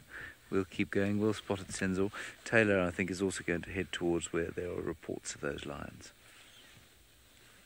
We are indeed. We're marching there literally as fast as our feet can go. That's what we're doing. So we're not going to stop and look at anything. We're going to make sure we get into that area. We're trying to race James. James is in a car. We're on foot. maybe it's the perfect time to do a poll. Who do you think will get to the lions first? Because Louise is sitting at her room and she said staring out in the distance she can see some lions. So that's exactly where we're going now. Is that we're going to march there. We're coming into Giraffe Dip. So I reckon we're about 2 kilometers away, maybe 2.5 kilometers away, which isn't very far. I don't know where James is. Actually, I don't know where James is, so I can't even try and figure out how long it will take him. So I'm also just keeping a lookout, as you can imagine. When we do walk fast, we can't hear very well, so you need to make sure you just look around. But obviously we're not going to walk there anytime soon. We've still got quite a way to go. So we are, like I said, we're doing the Wild Earth March right now, which is great. It means I don't have to go for a run later. Use any excuse possible. Okay, but anyways, somebody that has got lions is of course Scott, and I cannot wait to get back to camp to watch the footage of those 3 little cuties. Hopefully you are excited. Well, happy to hear that Taylor is getting her exercise in early today. So are these little lion cubs. Now, I can't believe what just happened. The 3 lionesses all kind of lazing about, taking it easy, enjoying the morning sunshine, and these 2 little critters decided it would be a good idea to go running off. And they literally probably moved about 60 or 70 meters straight away, not even looking back over their shoulder, just going on their own little adventure. And I think it's led by that individual on the left, who, like I said a bit earlier, looks like he could be a young boy. And, yeah, I'm pretty sure he is a boy. Try and take some screenshots, guys, if you get any kind of rear-end shots of these youngsters. Here they go again. I mean, who do you think you are, young boy? If you are a boy, I hope I'm right. But it could well be, like I said, a boy and a girl. And won't it be cool to see brother and sister grow up side by side? I must be careful, though, because, and we must all be careful, because, as we have already discussed in a fair amount of depth this morning, these little cubs have got a lot stacked against them. It could be 2 boys, having said that. Now, that one also looks like it could be a young boy, and that in itself would be interesting if one of the 2 brothers is more bold and courageous than the others. So we must try and not get too attached to them, which is near impossible to not get attached to these little fur balls. Now, I didn't copy who just sent through the question, but one of you would like to know, will young cubs suckle from other lioness? Ordinarily, no. Oh, but whereas, sorry, I didn't copy your name clearly, but there we go. Ordinarily, no, but it does depend. There's no set rules in nature, and sometimes lioness, especially prides with lots of cubs and lots of lioness that give birth simultaneously, they may share suckling duties. But ordinarily, if a cub goes to try and suckle from a lioness that is not its mother, the lioness will snarl at it and growl at it, because, of course, each lioness kind of has its own little babies to look after. So as a general rule, no.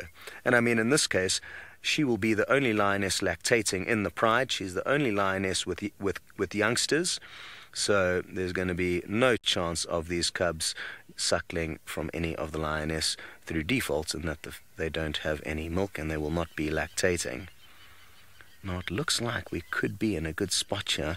Mom's bringing them straight towards us. We've already been so spoiled today with some incredible views, perfect morning light, and sweet history. You've noticed that one looks like it's trying to roar. Well, it's not roaring. I guess, well, maybe it is trying to roar, but it's got many years until it can roar. Oh, have they spotted the bird? No. What it's doing is it's just calling out something like this. That's the kind of noise they make when you see them opening their mouth, and they're just talking to Mom. So I'm not sure what they're saying to Mom. It seems like this one's saying, "Come on, Mom, hurry up. What you waiting for? We got to keep moving."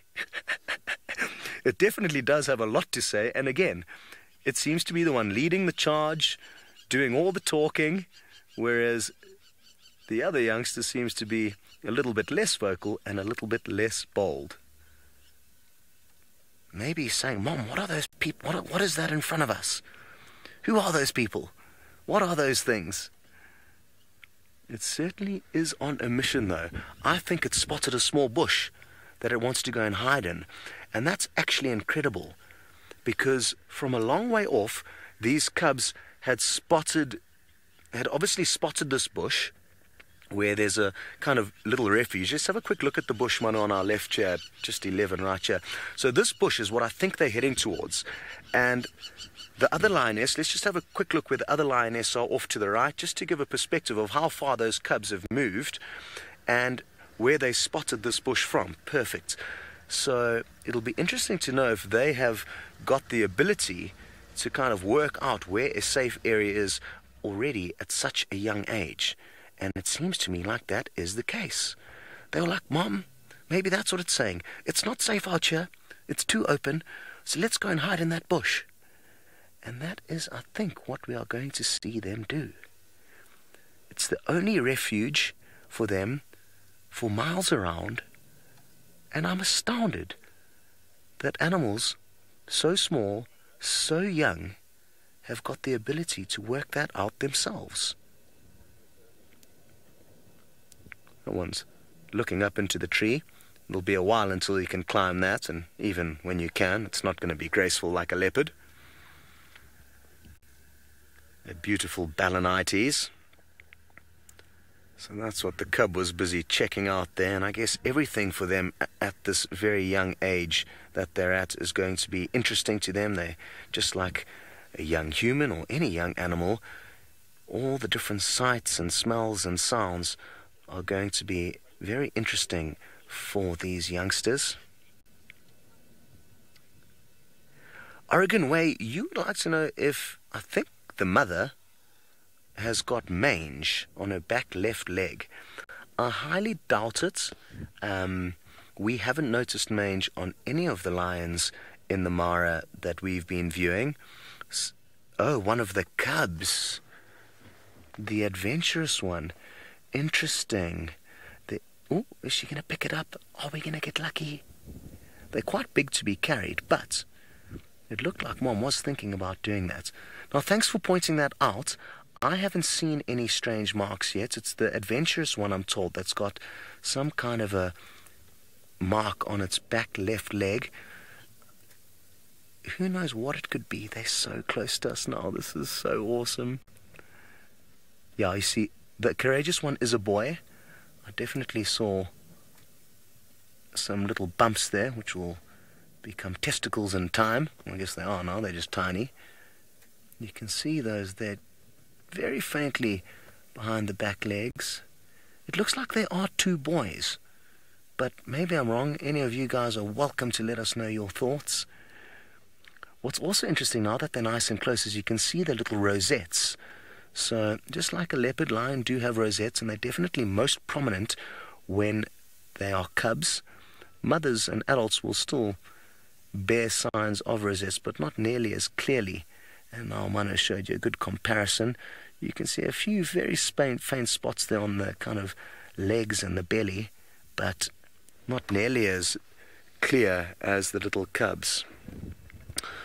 Nikki's just reminded me that they've ruined the bush theory, and they might be going off to another bush or going somewhere else. I was hoping they were going to go to the one that we pointed out a little bit earlier to seek refuge there, but they have decided to keep on moving.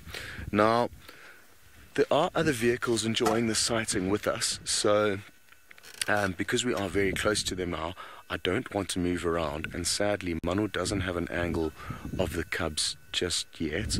Maybe I can just swing the vehicle a tiny bit, but we just need to be extra sensitive due to the fact that these guys are tiny, and it could be the very first morning that they are being exposed to vehicles. Let's stop here. Oh, let's take a look at that back left leg now. Quick, Manu. Now we can see it clearly. Oof. But it's running, so not easy. Well done, Manu. Had to dodge a six-wheeler vehicle there. Is it mud? Phew. It does look like it's just mud, not mange, so the cubs are healthy as can be. We're not going to be going anywhere, but we are going to be sending you back to Taylor, who is still doing her morning exercise. We are, but we're not going there anymore because James is actually ahead of me and I saw him racing onto the lion, so hopefully you'll be able to get an update from him. We, however, have got some go-away birds alarming. Lots of birds alarming.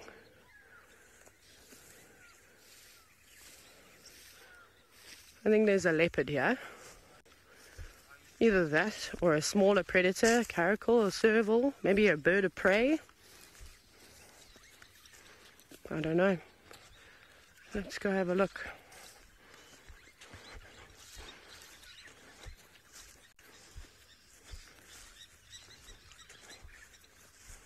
You just obviously need to be a little bit quiet here now. I'm sure you can hear all the birds.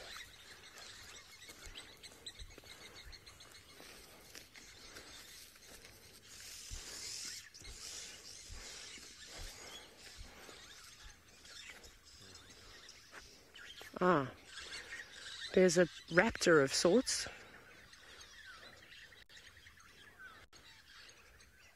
So that could be causing a stir too, but that bird has come from this side. These animals are alarming in here. So the go-away birds, as you... That raptor's calling. As that raptor, I didn't see what it was. If it's a juvenile of something. It's calling at the moment. Everyone is losing their minds.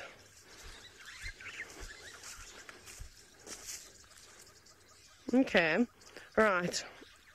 We're going to carry on searching through and see what on earth has disturbed all of these birds. Off you go to James, who's at Gallego Pan.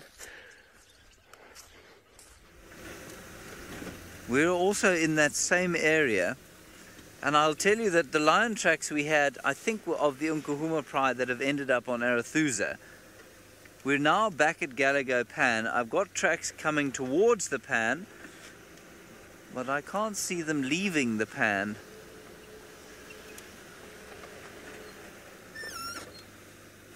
So we'll just have a look around here.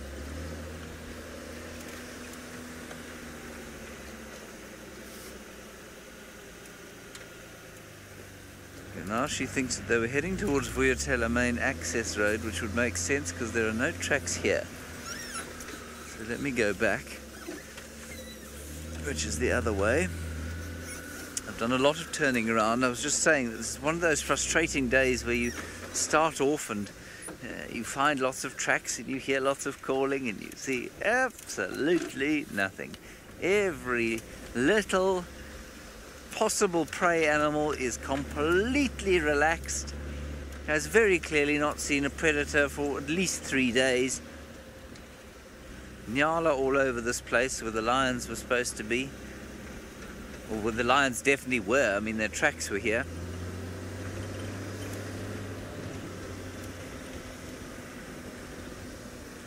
So they're definitely around because Louise did see them.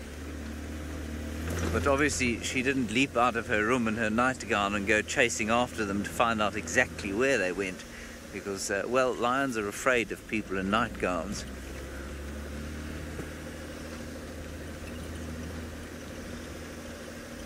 Ah! Come on now. Where are you? Beastly creatures. Let's just quickly check this game path. Make sure. No. Don't think they're on that.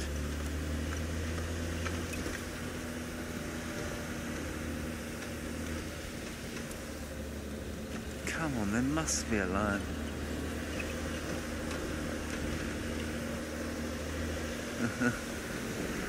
Thank you, Chris. You say I'm going to find birds. Well, I hope not.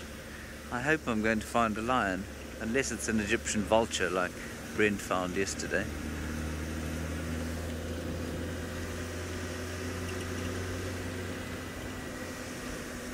It's so deeply irritating to be always in the slightly wrong place.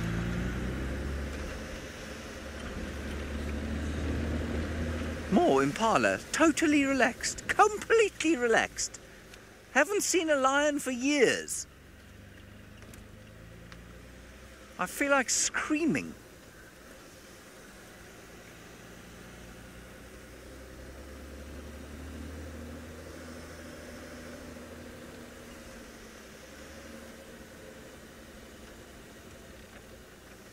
Where are the lions? Where? Have you seen them? Speak to me. Don't just stand there looking gormless. Say something. Please. I mean, these things could not be less terrified if they tried.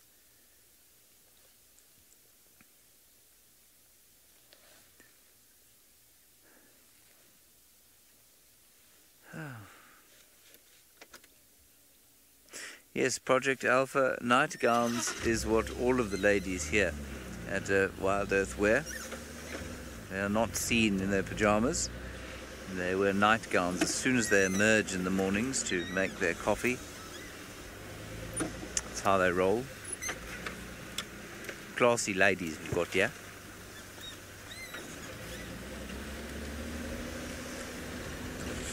Alyssa, I think that a yoga class would be the very last thing in the whole world I feel like right now. I just want to see some lions. I mean, how hard could it be? Are there tracks there? Probably. Probably very fresh ones disappearing. No, there's nothing here. Taylor's going to walk into them now, I bet. Well, at least then we'll have them.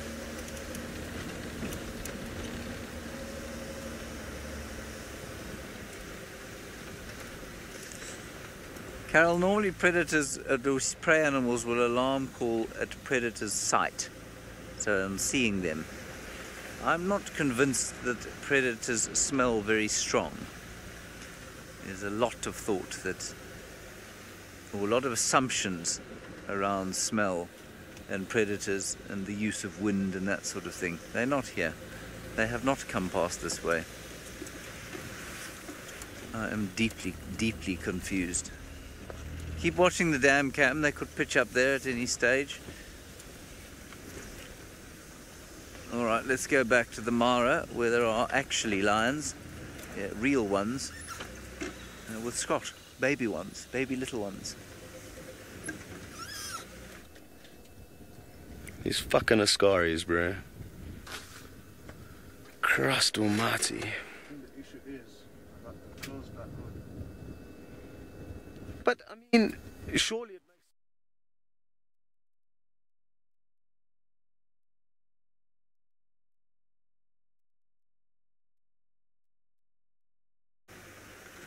Sorry about that, everybody. Not sure what happened there. More technical glitches. As you can see, I have not found the lions yet.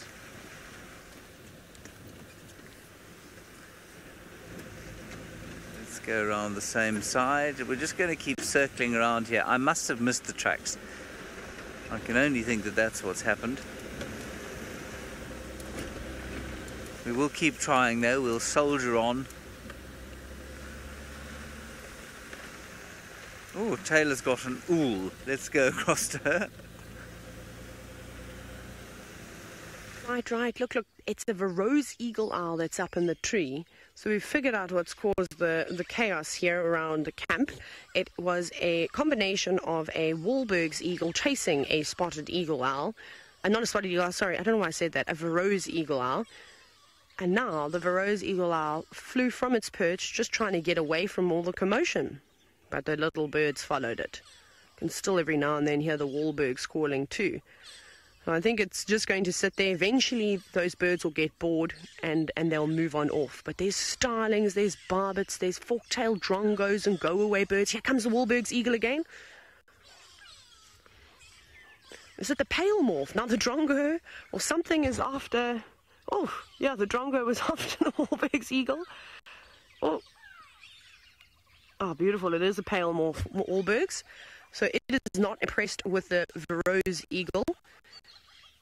And the poor Varro's eagle is just really just trying to stay out of it.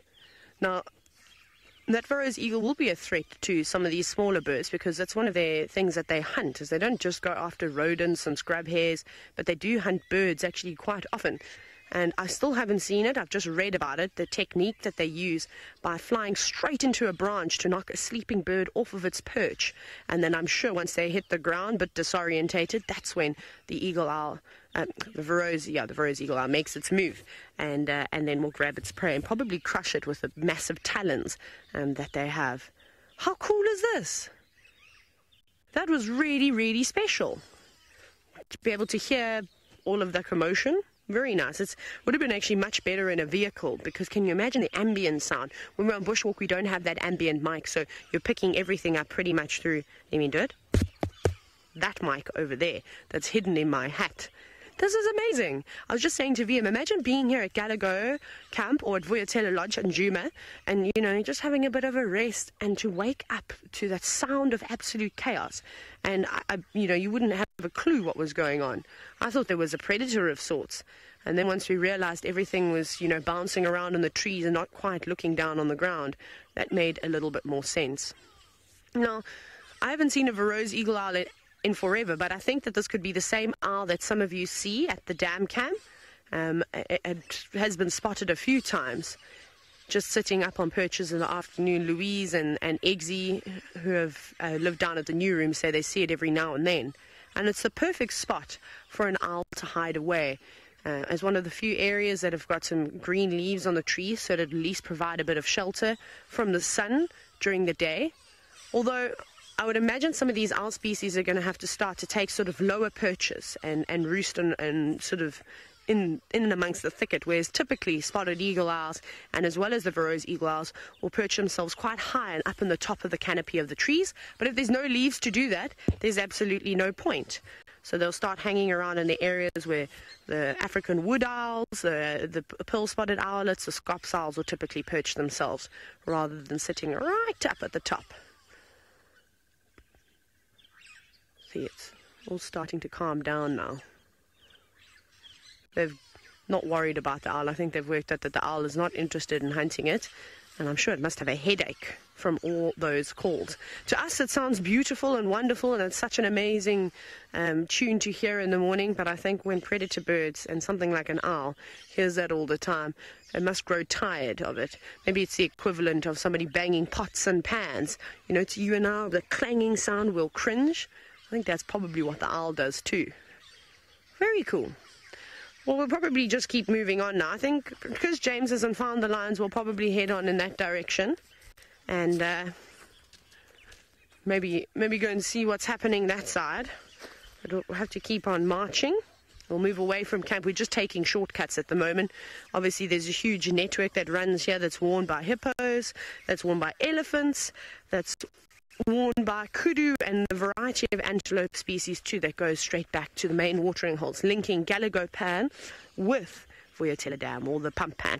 Right, we're going to give James a hand. Let's go see if he's managed to pick up any more lion tracks. There they are. No, they're not. I thought I spotted the lions, but it's the bottom of a tree. No, that's not them. Okay, we've done this, we've circled this block again. I'm now driving to where Louise said she saw them.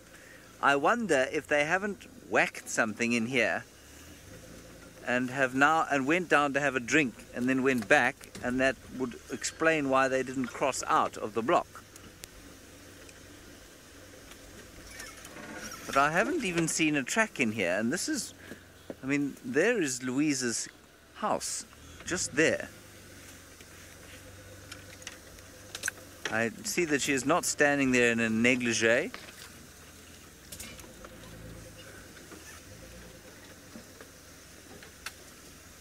I can hear one upset Franklin, but he's not very upset, he's just a little bit upset.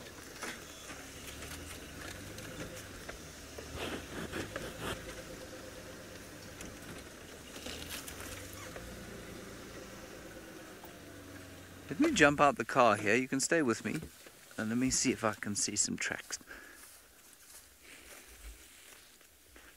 I feel like the universe should be giving me something more today. This is my last drive for some time. And here's some birds' alarm calling back there. Taylor is coming this way from the other side. If you hear any growling noises, let me know, will you?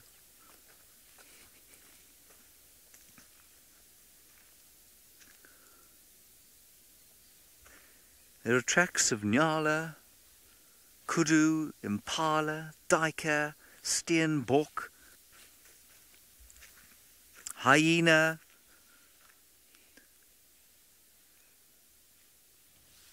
There's something going on there behind us, but there is no track of any lion.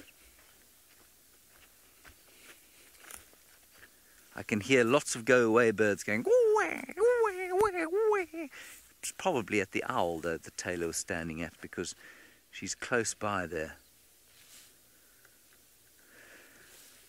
Oh, well, what to do next? What to do next? Let's go a little bit further forward. Louise did reckon they were going in this direction. This is a game path. They may come along.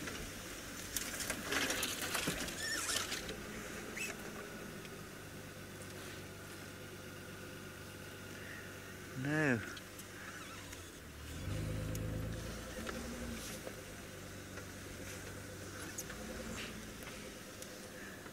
All right, let's go back to the Mara now, see if we don't have a better luck this time round. We will keep looking here very hard, I promise.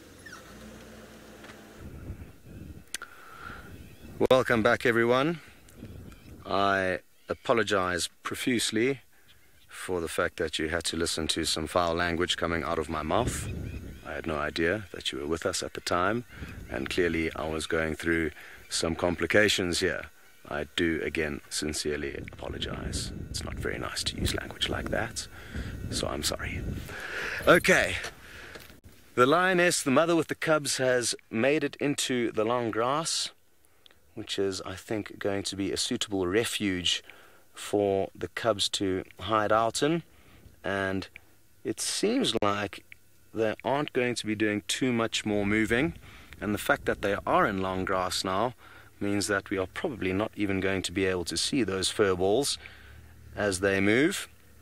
So we're probably going to move on, and hopefully, with a little bit of luck, we are going to find you some different little cubs in the form of a cheetah. For any of you who have just jumped on board, oh, well done, Manu. Manu spotted the little fur balls slinking through the grass.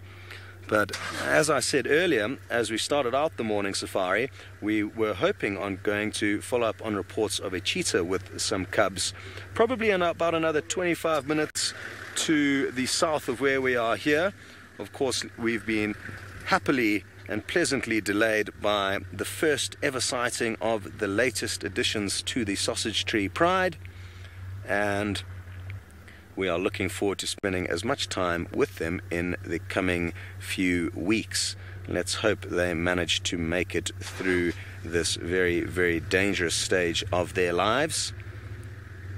But like I said, I think it's time to move on. There's a lot of other vehicles that have moved into this area, so I think it would be an opportune moment, now that we can't see the cubs too well and that there's lots of other vehicles here that want to have their turn to view them, that we go off in search of a, like I said, a cheetah that is apparently not too far from here with cubs, or at least has been over the last few days.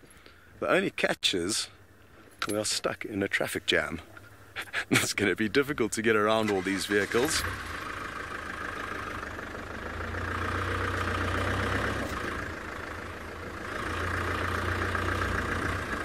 Hattie, you would like to know how many days will the cubs be drinking mom's milk?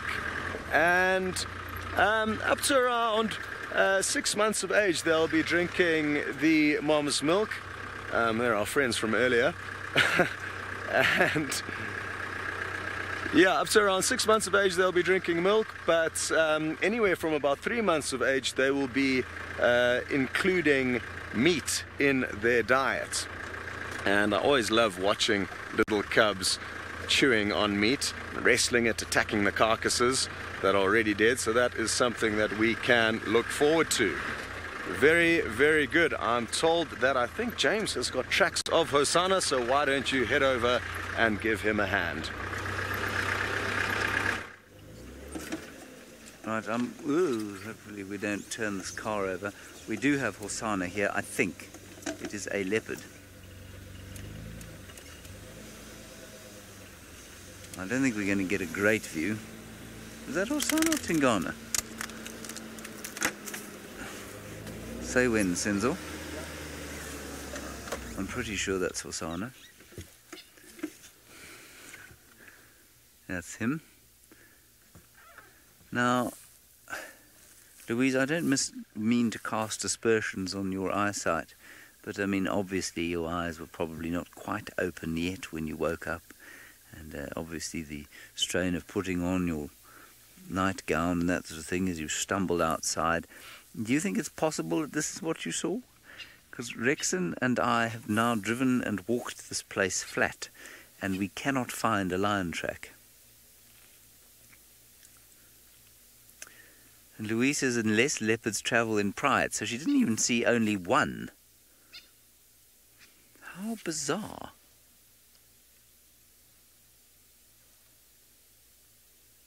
Oh well.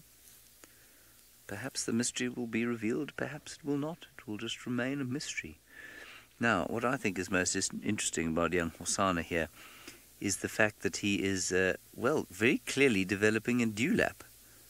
Aged just 2.5 years. You see that? He's looking a bit jowly. Now, whereas jowls in human beings are almost universally considered unattractive, in leopards they're considered very attractive indeed.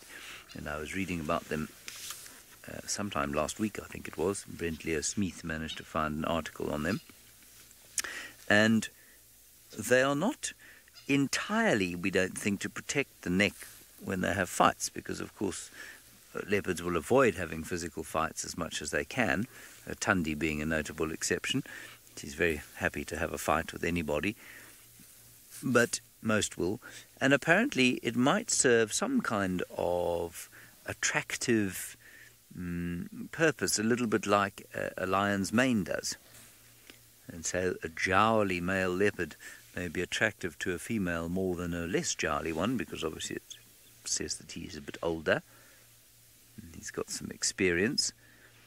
But in many ways it also might be some kind of indicator of testosterone. In this case it just looks like the fellow's eaten too much, because of course he's devoured a whole lot of food in the last few days. All of you happy that I managed to see him before I go on leave. That's very kind of you. Yes, I'm quite pleased as well. Who knows in 3 weeks where our young male leopard, our very favourite, will have got.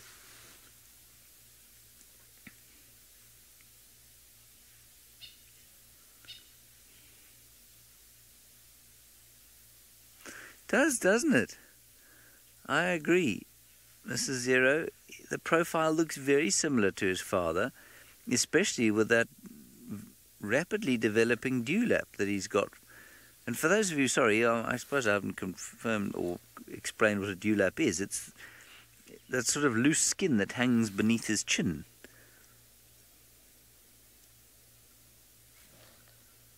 So, quite interesting that he does appear to be starting to come into his adulthood, but I mean 2.5 is still very young.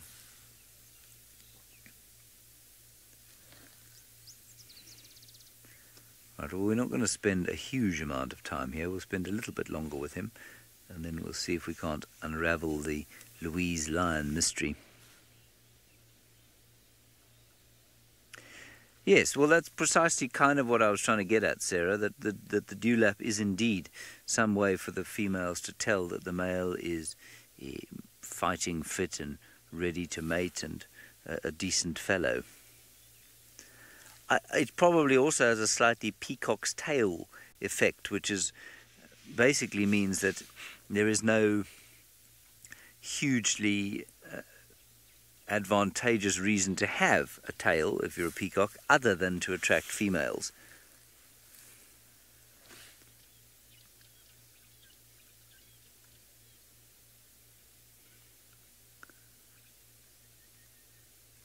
So there are lions on Biffle's Hook where we can't go, obviously. It sounds like a female and a male. And remember when you saw me doing the first of my 7 3-point turns for the day, I said I had a male and female track. I'm sure that's who those are. And then there are lions on Arathusa, the Nkuhuma Pride, and we had their tracks going to the west. So who Louise saw here, I don't know. Hello, John. Indeed, they are leopards, jaguars, lions, tigers, and snow leopards, if I'm not... No, not snow leopards. All of those ones that I've mentioned to you are from not only the same family, the same genus, they all belong to the genus Panthera. So leopards, lions, tigers, jaguars. And then they all belong to the same family of the cats, which include your garden variety tabby or marmalade alley cat. It includes all of the little ones that we have here that belong to the genus Felis, so the Felis libica, which is the African wildcat, the black-footed cat, the serval, the caracal. All of those cats belong to the same family. And then, of course, it includes cheetah, it includes snow leopards, sunder clouded leopards, and all the other cats that you find around the world. So they're most certainly in the same family, but the big cats out here are in the same genus, which means they're very closely related.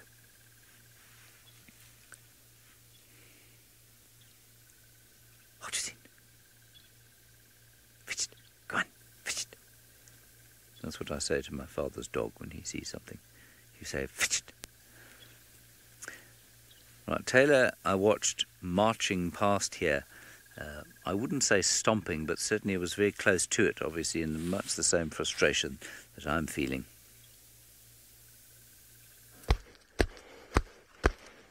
Like this. Is that what I was doing, James? No, we're marching quickly because we're trying to beat James to the line. It's now a competition, although he found Hosanna. We did have a quick glimpse of Hosanna on foot this morning, earlier, but he just didn't seem very happy. So we just actually moved out of the area fairly quickly and thought then, at least if someone comes round a bit later, he would settle down. So I'm glad he has. Now, I believe Louise. Louise, if you're watching, I trust you. I know that you saw lions because you're pretty good at your wildlife in terms of calls and direction of where sounds and things are coming from. So I can totally believe that. So remember, the animals don't actually have to walk on the roads whatsoever. And there is a possibility that they've just been dodging roads. I mean, unless Hosanna, Tingana, maybe Tundi were all walking together and put on a clean cloak to try and hide. Oh, hang on. Do you have lion tracks, Rex? No, we don't have lion tracks just yet, but if we look here, this would have been a pathway that they maybe could have walked on. Again, they don't even have to use the pathways at this time of the year because it's so dry and so open. You can just walk anywhere, but that pathway does lead across. So that's why we're on the roads at the moment. We're essentially just looking to see if they did come back towards Buyotela access, we will see a track. Even though there are lots of vehicles that are driving up and down here, we'd probably see one on this line over here in the middle of the road, and then the same thing on the other side. Obviously the car tread is typically over here and over here. So there are some spaces where we would be able to see where the lions had walked, but nothing just yet. And it's still fairly overcast. VM was just commenting on how it's the light is actually playing tricks on your eyes and not really casting any shadows in the track, which can highlight them quite nicely for you. So that's not happening this morning.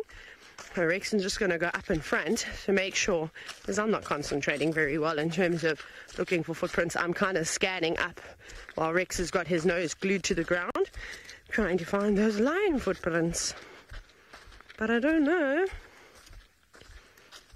Oh, sorry, Nikki, I didn't hear anything you just said. My radio had turned down. Ah, yes, everyone, you're crossing fingers like this. Thank you. Cross the toes as well, please. Maybe you can send us a picture of you crossing your toes.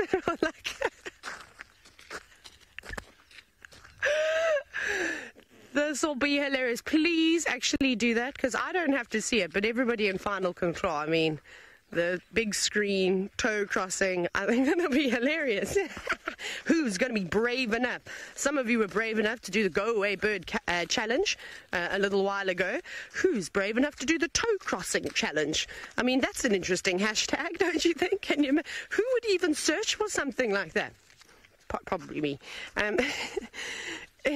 Right. Nikki's panicking and she's trying to get me to stop talking about people sending in screenshots of, crossing your toes. So let's go to James and Hosanna.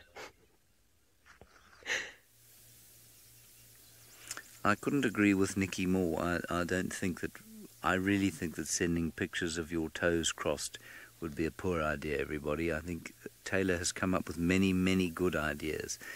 That is unquestionably not one of them. Well, there is young Hosanna. He's still panting after the excesses of his vast meals over his extended weekend. And he looks to be, well, perhaps even keen on something else now. Maybe there's a scrub hare or a francolin fossicking about in the bushes nearby.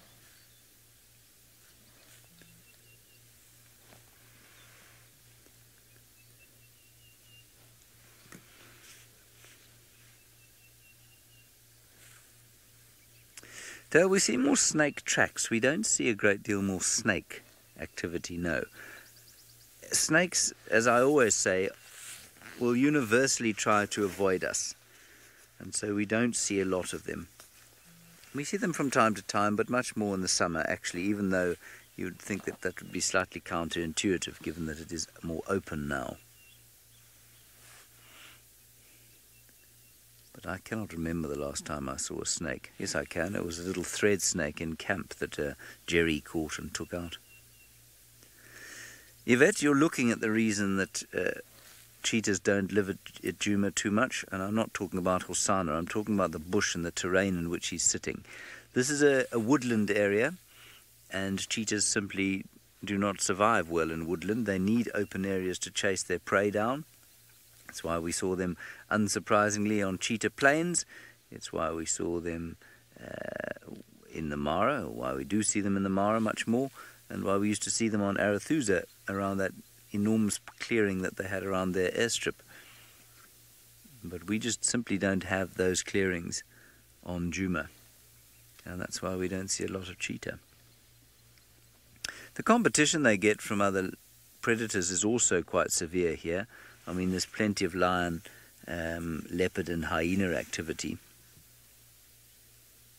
and that will chase away cheetahs. They like to be as far away from competition as possible. Yes, good morning, Fatso. You had a very good weekend, didn't you? Yes. After a fairly lean week, I suppose you deserved it. And after you were bitten on the bottom by a hyena. Seemed to galvanize him. Alrighty, let's go back up to the Mara, where I believe Scott is now on the hunt, hopefully for some cheetah, I think. Well, definitely interesting stuff that Hosanna has been so successful over the last week. And not only good for him, but good for all of us, because it means we've got to see a lot of him. And I saw the one clip. I don't know if it was a duiker that he caught. I thought it was a baby Inyala. I'm told he's got 3 duiker now, but of that fairly recent clip of him catching that little antelope, whatever it was, in the Djuma Dam cam, the one that swam around, it was an interesting scene. And I'm hoping he sticks around and continues to provide all of us with more action and entertainments. Now, I don't know if I'm being greedy, I guess I am, in the hope that we may find a cheetah with some cubs. It'll be 2 first-time visuals of cubs. The first time we saw those little lion cubs, and now possibly the first time we are going to see these cheetah cubs. Now, again, I must reiterate that it's just a report that we've got. Brent actually got the report. and until we've seen for ourselves, we can just, I guess, be aware that it may not in fact be true, or that the area that we've been sent to look may not be the exact area, but nonetheless I think it's definitely worth going and trying our luck. And anywhere from here we could see the mother of those cubs, because it's probably about 2.5 miles from us to the south, where we were told that she's been seen with the cubs, and it's easy for her to move 2 miles, 3 miles, 4 miles, even 5, 6 miles away from the cubs in search of food. I guess having said that, though, there's so much food around at the moment that she's probably not going to be required to do that, but it's definitely going to be worth us starting to scan very carefully and just make sure we don't miss anything. Just seen something down there. It could be a warthog. Kind of at 10 o'clock, just to the left of that mound there. Manu was straight on in. It looks like a bird, a marabou stork, just doing some preening. Just wanted to make sure that wasn't the cheetah we were hoping on finding. This is really one of the most beautiful areas of the Mara Triangle. Brent and myself both love exploring this area, and the kind of further south we go from here, the more magical and kind of untouched it becomes. And a lot of you are mentioning what a beautiful day we're having here. We certainly are. The weather's perfect. It's a little bit windy, but the light has been absolutely wonderful. There were a few clouds, kind of not very thick clouds, that were diffusing the sunlight while we were enjoying the sighting with those cubs, so the light couldn't have been any better. So loving my first day back at the office, and of course it's great to have all of you guys along for the adventure.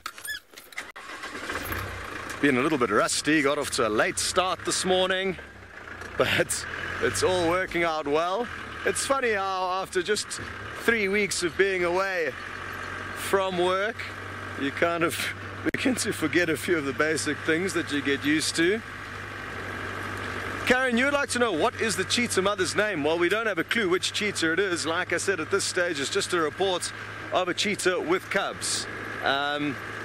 It's often we very seldom get a report saying Kikenya's been found or Narratoy's been found. We just get a report that it's a female, and then we get onto the scene and often are the ones to identify it, often with your help. If you don't know how to ID cheetahs, I can give you a quick kind of little lesson now, while I get the file up on my phone. Mine was just trying to entertain you with whatever else he can find there. Okay, I'm ready for business, Manu. So James Richards, along with a few others of you, are really good at IDing animals, but James recently, I think, helped identify Kikenya, and this is Kikenya over here. So basically we've got these little ID kits, and when IDing cheetah and leopard, a side profile shot can be very useful. So that's why we've got these two side profile shots, and then if I scroll up, sideways, sorry, we've also got some facial shots which can be used. So as you can see over here on her face, there's very distinctive spots. So if they're lying down on the ground, we could take a screenshot of her and then compare the spots to make sure they all match up. And if I just scroll across, you'll see the spots are a little bit different on the right side of her face. So that's one way of doing it.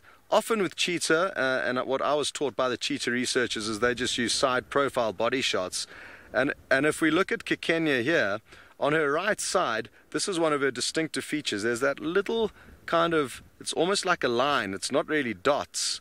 I don't know if you can see that. You see just above my fingernail there, there's that little line in that kind of crease of her hip. So that's a distinctive kind of characteristic that I look for on Kikenya's right side of her body. But basically, you can choose any part of the animal's body and just match the spots up, whether it's on the shoulder, the back, the face, anywhere, as long as it's kind of just like playing Snap, really. You just need one picture from an ID kit and then a screenshot from the current animal that you're looking at, and then you just compare until you match up all the spots. So it's not difficult. Some people have definitely got a better eye for it than others, maybe photographic memory or something along the lines of that helps, but it really is not difficult. And maybe what we should do is make these ID kits available to you guys so that it's a little bit easier for you to help us when we do come across the various characters that we've been lucky enough to get to know over, in Kikenya's case, the last kind of 4 or 5 months. Joy! Another question from Joy in Hong Kong. You've been very active this morning, Joy. Thank you for all your contributions. You would like to know, what area are we in? Well, we're in the southwestern corner of the Mara Triangle, and there's a small riverbed that runs kind of parallel to this road and the Olololo escarpments. You can just see a band of green trees down there. That is the Kishanga Laga, Kishanga, Kishanga.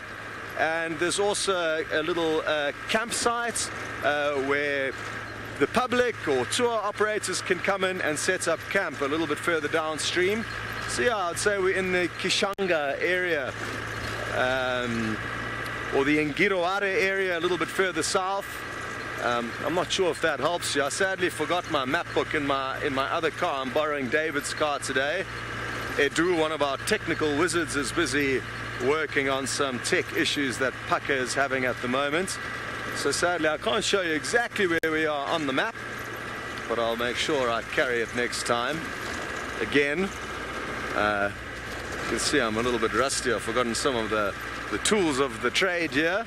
But tomorrow hopefully I'll be in better rhythm. Chitty Chatty Megs, you'd like to know if it ever gets hot in the Mara.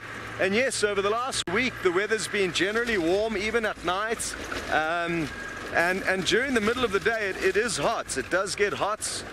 I've got a pair of shorts somewhere that I bought here. Got my shorts ready to switch over from my long sleeve pants. Once it does warm up a bit, we're going to be out until about 3:30 p.m. today. So yeah, it does get hot during the middle of the day. A lot depends on the wind though. Today there's a bit of a breeze, and obviously the breeze helps keep us cool, but on still days it does get quite warm, probably around at the heat of the day, maybe 28 degrees Celsius, which is probably around somewhere in the 80s Fahrenheit at a guess. It's a dry heat though. We had a high altitude here, so not hot and sticky like other parts of Kenya with lower altitude, like on the coast where I've just been spending a lot of time on leave. So it's a dry heat, and it is kind of warming up a bit at the moment. The colder months of the year have passed, kind of June, July, August, and now we are going into the slightly warmer months. But being on the equator, there's not a massive change in temperature, and kind of, yeah, the temperature and general climate doesn't change too much throughout the year. Very, very good. Jason, you would like to know if wildebeest have a similar musty smell to like a goat has.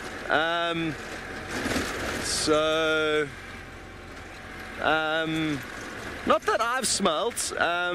I haven't, yeah, I mean, even though you drive through hundreds of them, I personally can't smell them at all.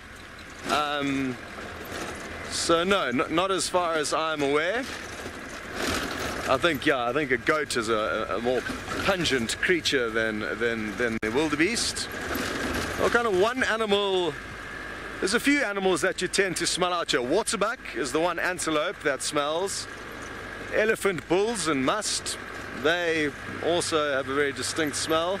Wild dog smell like a wet blanket that had a few little pieces of feta crumbled into it and was left to fester.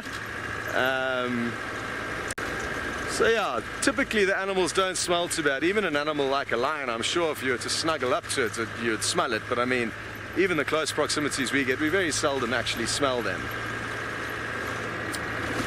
Very good, very good.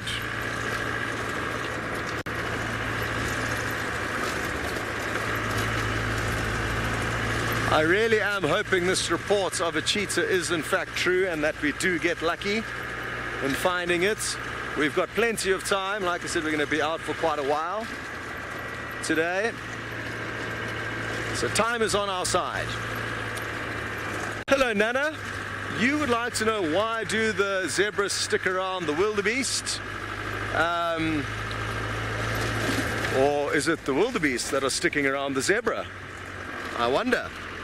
I mean, it's through default really. They both migrate into this area in search of food. So, you know, that's what brings them here. And they're not always together. It's through default.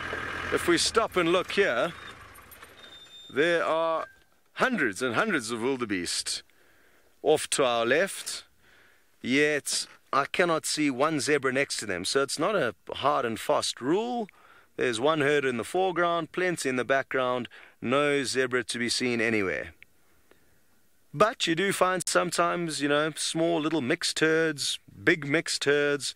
It's through default and how long they spend together and, you know, how and why. It's more just, again, through default than anything else, as far as I'm aware. Beautiful, beautiful scene. Somewhere out there is hopefully the cheetah and her cubs that we are looking for. That is the area we are going to be surveying. We're going to rush you off to James with a bird before it flies away.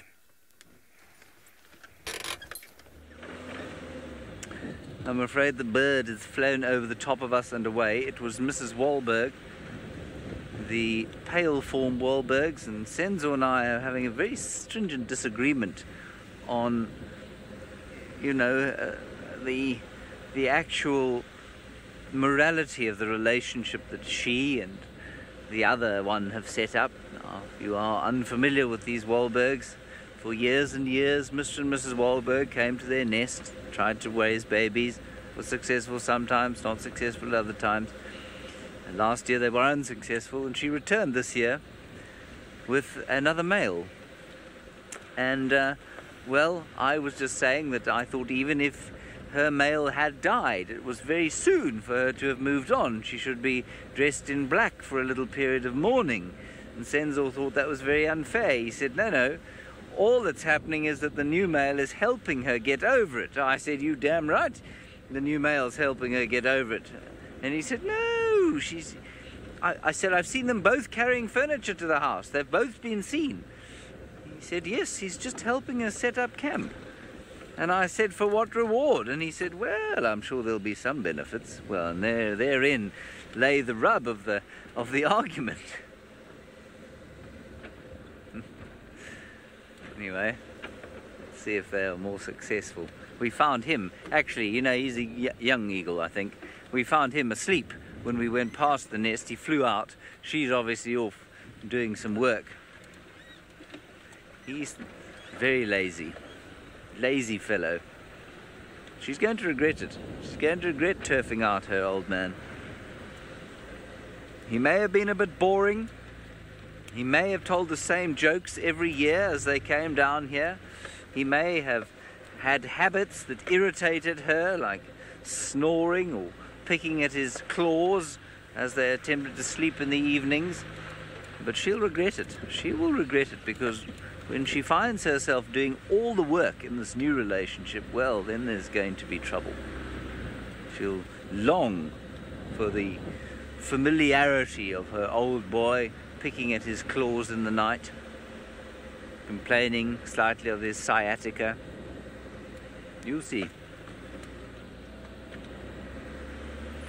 We're going to go off to Treehouse Dam now and see if we can't find some sign of the wild dogs. Unsurprisingly, there are no relevant comment or questions to the utter load of garbage I've just been spewing at you.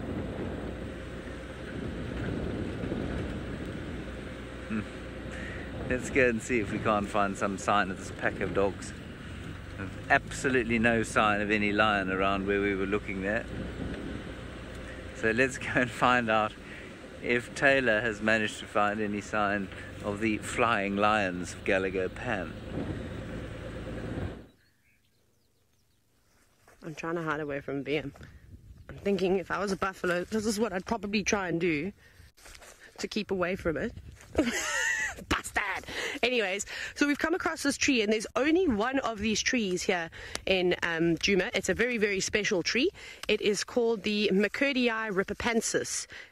Some of you may remember that one time that I climbed up it and tried to put the moon in the fork of the tree, and then ripped my pants in the process. Do you remember that? Wasn't that just a splendid evening? So like I said again, Niconico Rippensis is only one, so take a good look at it. It's a wonderful tree. Apparently elephants also like to rub up against it, and leopards like to climb it, because Viam was saying he's seeing Shadulu, which is a female leopard there. We don't really see anymore, but she's the daughter of the Ingrid Dam female who comes from Londolozi, but she now lives up in the west, and she's quite keen on Hukamori. So yeah, so there's this tree, which I thought we'd stop and, you know, reminisce about how much fun that was and how I had to then throw that pair of pants away. They were my favorite shorts too. Oh well. Maybe if you have got some screenshots, you can share them with us. Well, for everybody that didn't quite see that spectacular afternoon.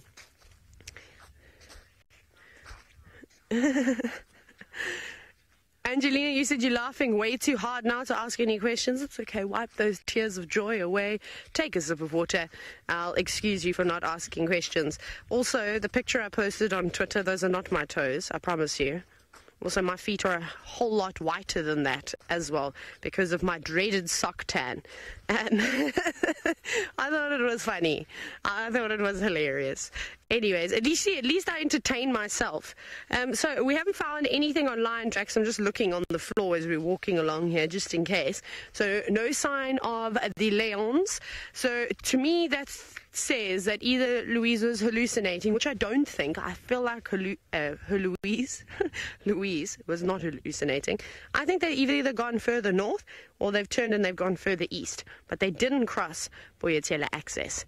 Anyways, Hosana is probably having a slumber somewhere, but the animals that annoy him the most are the hyenas, and James has one. There we've got a lovely hyena lurking in the water, having a beautiful swim here. Now, there was a friend of his or hers here, and I suspect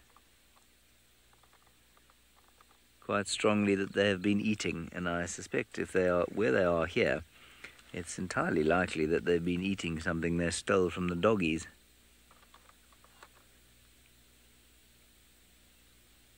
Looks a little bit sad, really. Not sure why it should be sad.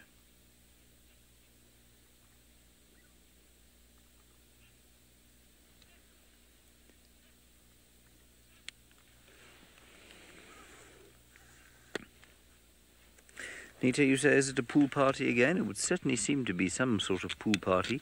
The other one's just gone over the edge of the dam wall, but let's just follow this one. Nobody's called in any dogs today or tracks.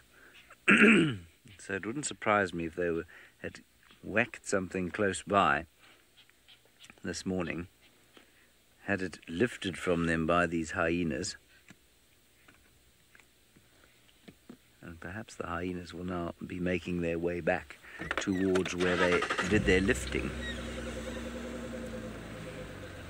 One's gone that way, and now this one's going up this way. Hello, Mies.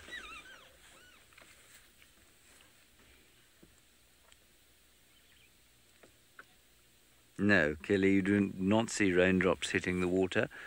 But what you do see, quite possibly, is a little bit of activity in the mud, which is sending up little bubbles and that sort of thing. Probably from terrapins, possibly even insect larvae. Right, let's go and see where the other one went. This chap is following a well-worn path.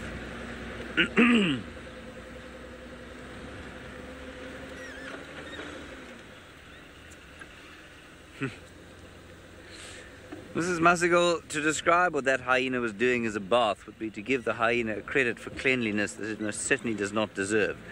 They are the stinkiest animals out here, and what it was doing there was simply cooling down, and they do it often when it's hot. We've seen them doing it a lot in the Mara. They do it a lot here, so it's not unusual to see them having a swim like that. They just do it to cool off. It's certainly got nothing to do with trying to remain clean. They are completely unlike their cat cousins in that they make no attempt to clean themselves of the viscera that covers their bodies post-hunt. It's more lion track. So the Nkuhumas came through here on their way to Arathusa. There we are. Alyssa, the rarest cat in Africa could easily be the black-footed cat, or there's another desert cat. I think it's called the golden cat, if I'm not mistaken. It lives up in the deserts around the Sahara. It's a massive area, somewhere in the vicinity of the Sahara. I think that could be the rarest cat in Africa. Yeah, the Nkuhuma Pride came straight along here on their way to Arathusa yesterday evening, which means that if there were wild dogs in this area, there won't be any longer. They will have skedaddled very quickly.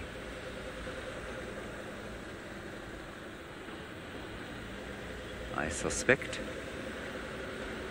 Where the other hyena went, I'm sure he's gone off into the shade to have a snooze. Suddenly getting quite warm out here. And what started off as quite a cool day, I think is going to turn into yet another scorcher.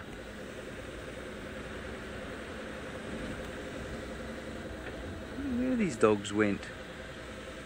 And check the southern boundary and then go towards Twin Dams Road, I think. And while we do that, let us hope that Scott has some success down in the far south of the Mara Triangle.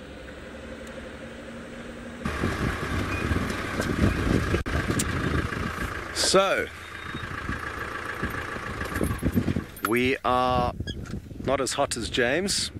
It does get much hotter in Djuma than it does here. And come December, January, you melt in that part of the world. We have got into the area, apparently, where this cheetah was. The report was somewhere around the fig trees that are the 2, 3 big trees, 4 big trees that you're looking at now. So, with a little bit of luck, we are going to find a cheetah, and then she is going to take us back to see her little cubs, or who knows, maybe when we find her she'll be playing with them. Time will tell. We're going to spend the rest of the day here, and I would urge you to keep tuned in to any notifications, because we'll be certain to go live as and when we find anything interesting, even if it's not the cheetah. But like I said, the safari will be continuing for Manu and myself until 3:30. I think David will be heading out at midday. So outside of the regular scheduled broadcasts, you should be ready for any action that may unfold. Now, anywhere on these termite mounds could be a cheetah. And one of my favorite things about the Mara is the fact that you have the ability to stop and scan just like we're doing now.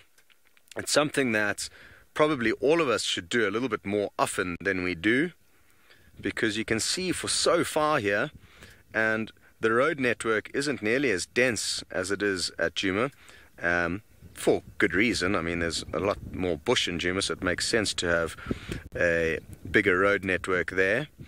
But here, because you can't necessarily see well, you can only use your eyes effectively so far from viewing from the road, it pays dividends to just stop and scan, because you can literally spot something from, I'd say, as far as 2 miles away. You would be able to spot a cheetah on a mound, especially if it was standing up, which is obviously far further than you'd be able to do with the naked eye. But I think Manu has done a sufficient swoop here, and the fact that all of you guys were helping scan with us, no immediate signs of anything, so maybe we'll keep moving. Roshni, you'd like to know if that kind of mirage-like effect you're seeing on the horizon there is a heat haze, and yes, it is. It's going to only get more hazy, I guess, as it gets hotter towards the middle of the day, but already now you can see it beginning to kind of shimmer in the distance. It would be nice to have a cheetah hunting through that heat haze. It's something Manu and I have often chatted about, a midday massacre with the heat haze to create some moody effect. Who knows, maybe today we will get lucky.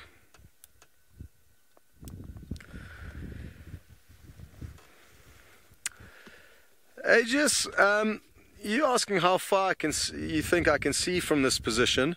Well, in terms of, just distance from here to the horizon in front of us, I would say that that's probably around 6 miles. And then with binoculars, like I said, I'm confident that, if the cheetah's in the right position, in the right light, you could spot one from about 2 miles away. Lions possibly a little bit further, often because there's more of them and they're slightly bigger than cheetah. But I mean, even if you take those wildebeest as a comparison, I mean, they are taller than lions, and obviously their dark coat makes them stick out. But I mean, if there was a lion stalking them, we should be able to see them in this shorter grass. Very good. We're going to keep on trundling down the hill here. Come on, cheetah.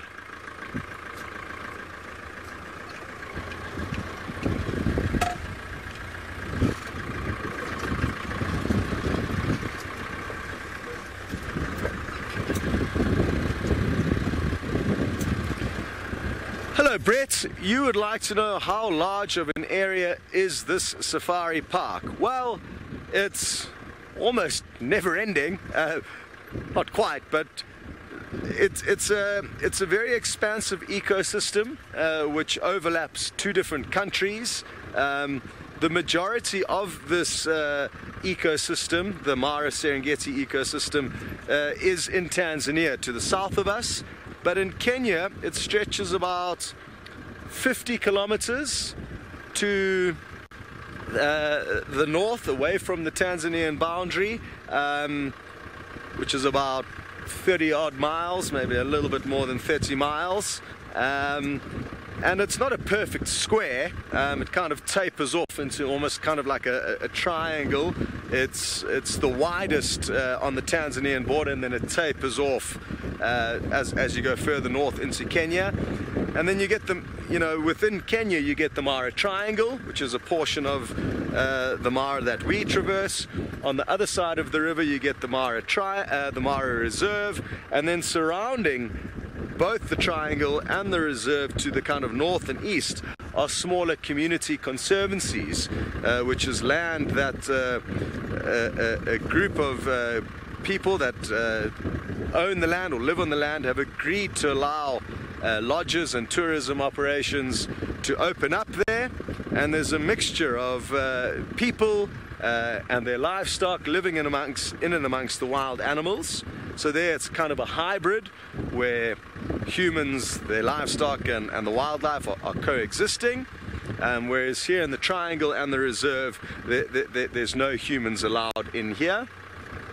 And it's pretty similar as you stretch south into the Serengeti. There's the kind of core area where nobody is allowed other than tourists, but then surrounding the fringe you get also kind of community conservancies down there. I sadly don't have my map with me, Brett, otherwise I would have been able to give you a kind of better indication of how it all works, at least here in Kenya. But have a search on the Google machine and I'm sure you will get a better idea of how this whole massive ecosystem works. It probably stretches around 300 kilometers, about 200 miles north to south, possibly a little bit more than that. Wonderful. Well, it's been great being back on safari with all of you guys. I'm looking forward to spending the next 6 weeks here in the Mara, spending as much time out in the field as possible, and of course having you guys along for the adventure. But for now, it is time to say goodbye and send you across to Taylor. Don't forget to make sure you tune in to any notifications as and when we go live between now and the Sunset Safari in case we get lucky. Bye, Scott. Have a fun day out in the field. I hope you see lots of wonderful things and you find the cheetah. Now, we are marching across the open plains behind camp and we're ravenous. VM, are you ready for breakfast? This is absolutely... Oh, hang on, we've got guesses coming in from Final Control. Nikki has an inkling that it's going to be scrambled eggs, but you see, you can't trust the ladies of Final Control because there are many spies that venture in and out of the studio to go and make coffee. They can then, smell what's been cooking. They can also just go to Amanda and ask her what she's making us, or they can also just go look for themselves. So you got to be careful with the Final Control ladies. Oh, look, a mouse nest. Check out. So there's a hole going down into the ground. Can you see that? Now, that's from a rodent of sorts. It could be a gerbil. It could be a little four-stripe mouse. I don't know, one of those mouses, meese, things like that. But it's quite funny how they obviously take all grass and stuff down into the burrow for nesting material, but they also need to clean it out. So I think if we scratch through here, we should find, here we go. See, look how there's dung. You see that? So they're fairly clean. They'll try and get rid of it. And just push it all out here. So that's really easy to identify a rodent's nest. Be snakes around there. You know, when I told my mom that you can get rid of the snakes if you clap. I wonder if she's watching this morning. Anyways, what a wonderful walk it's been. Perhaps we'll find those imaginary lions that Louise saw a little bit later. That'll be my goal. But off we go to James to spend the last few minutes with him. Right at the end. Hello everybody. For the last few minutes we have dog tracks going up and down here. We might be lucky. So I'm driving with great urgency and speed up through the valley of the Great Marti. No, leopard. It's leopard. Where are you, Thandi? I'm leaving for 3 weeks, Thandi. You must come here. Come, Thandi. Don't you miss me already? Apparently some of you are already looking forward to my return. Goodness gracious me, that is very, very kind. I'm not looking forward to my return just yet. I'm going to have a bit of holiday first before I look forward to my return. Tracks have gone now. I wonder if we haven't just driven straight past her. Senzo?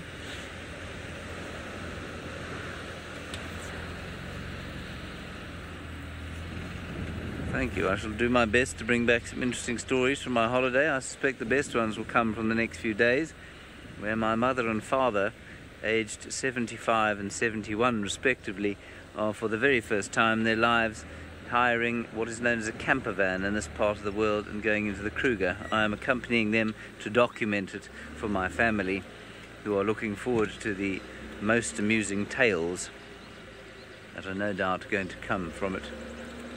There's some quite alarming bird activity in this area, but I'm not sure that we're going to be lucky with the leopard or the dogs. Oh well. Let's keep going. We'll just randomly drive along here as fast as we can and see if we don't get lucky.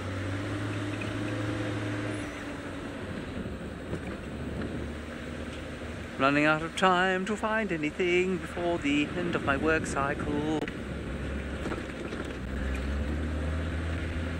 Oh, there's only 1 minute left of my work cycle, everybody.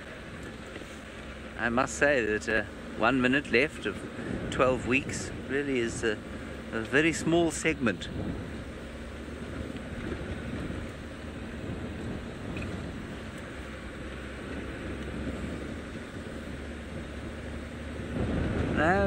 No, the universe is not going to give me anything to greet you with now, except bush. Okay, everyone, that's it for the Sunrise Safari. Thank you very much for joining us. Thank you for your questions. Thank you for your comments. Thank you for the past 12 weeks. I will see you in about 3 weeks' time. Until then, stay safe and happy wherever you happen to be in the world, and enjoy the Sunset Safari later today. Bye-bye.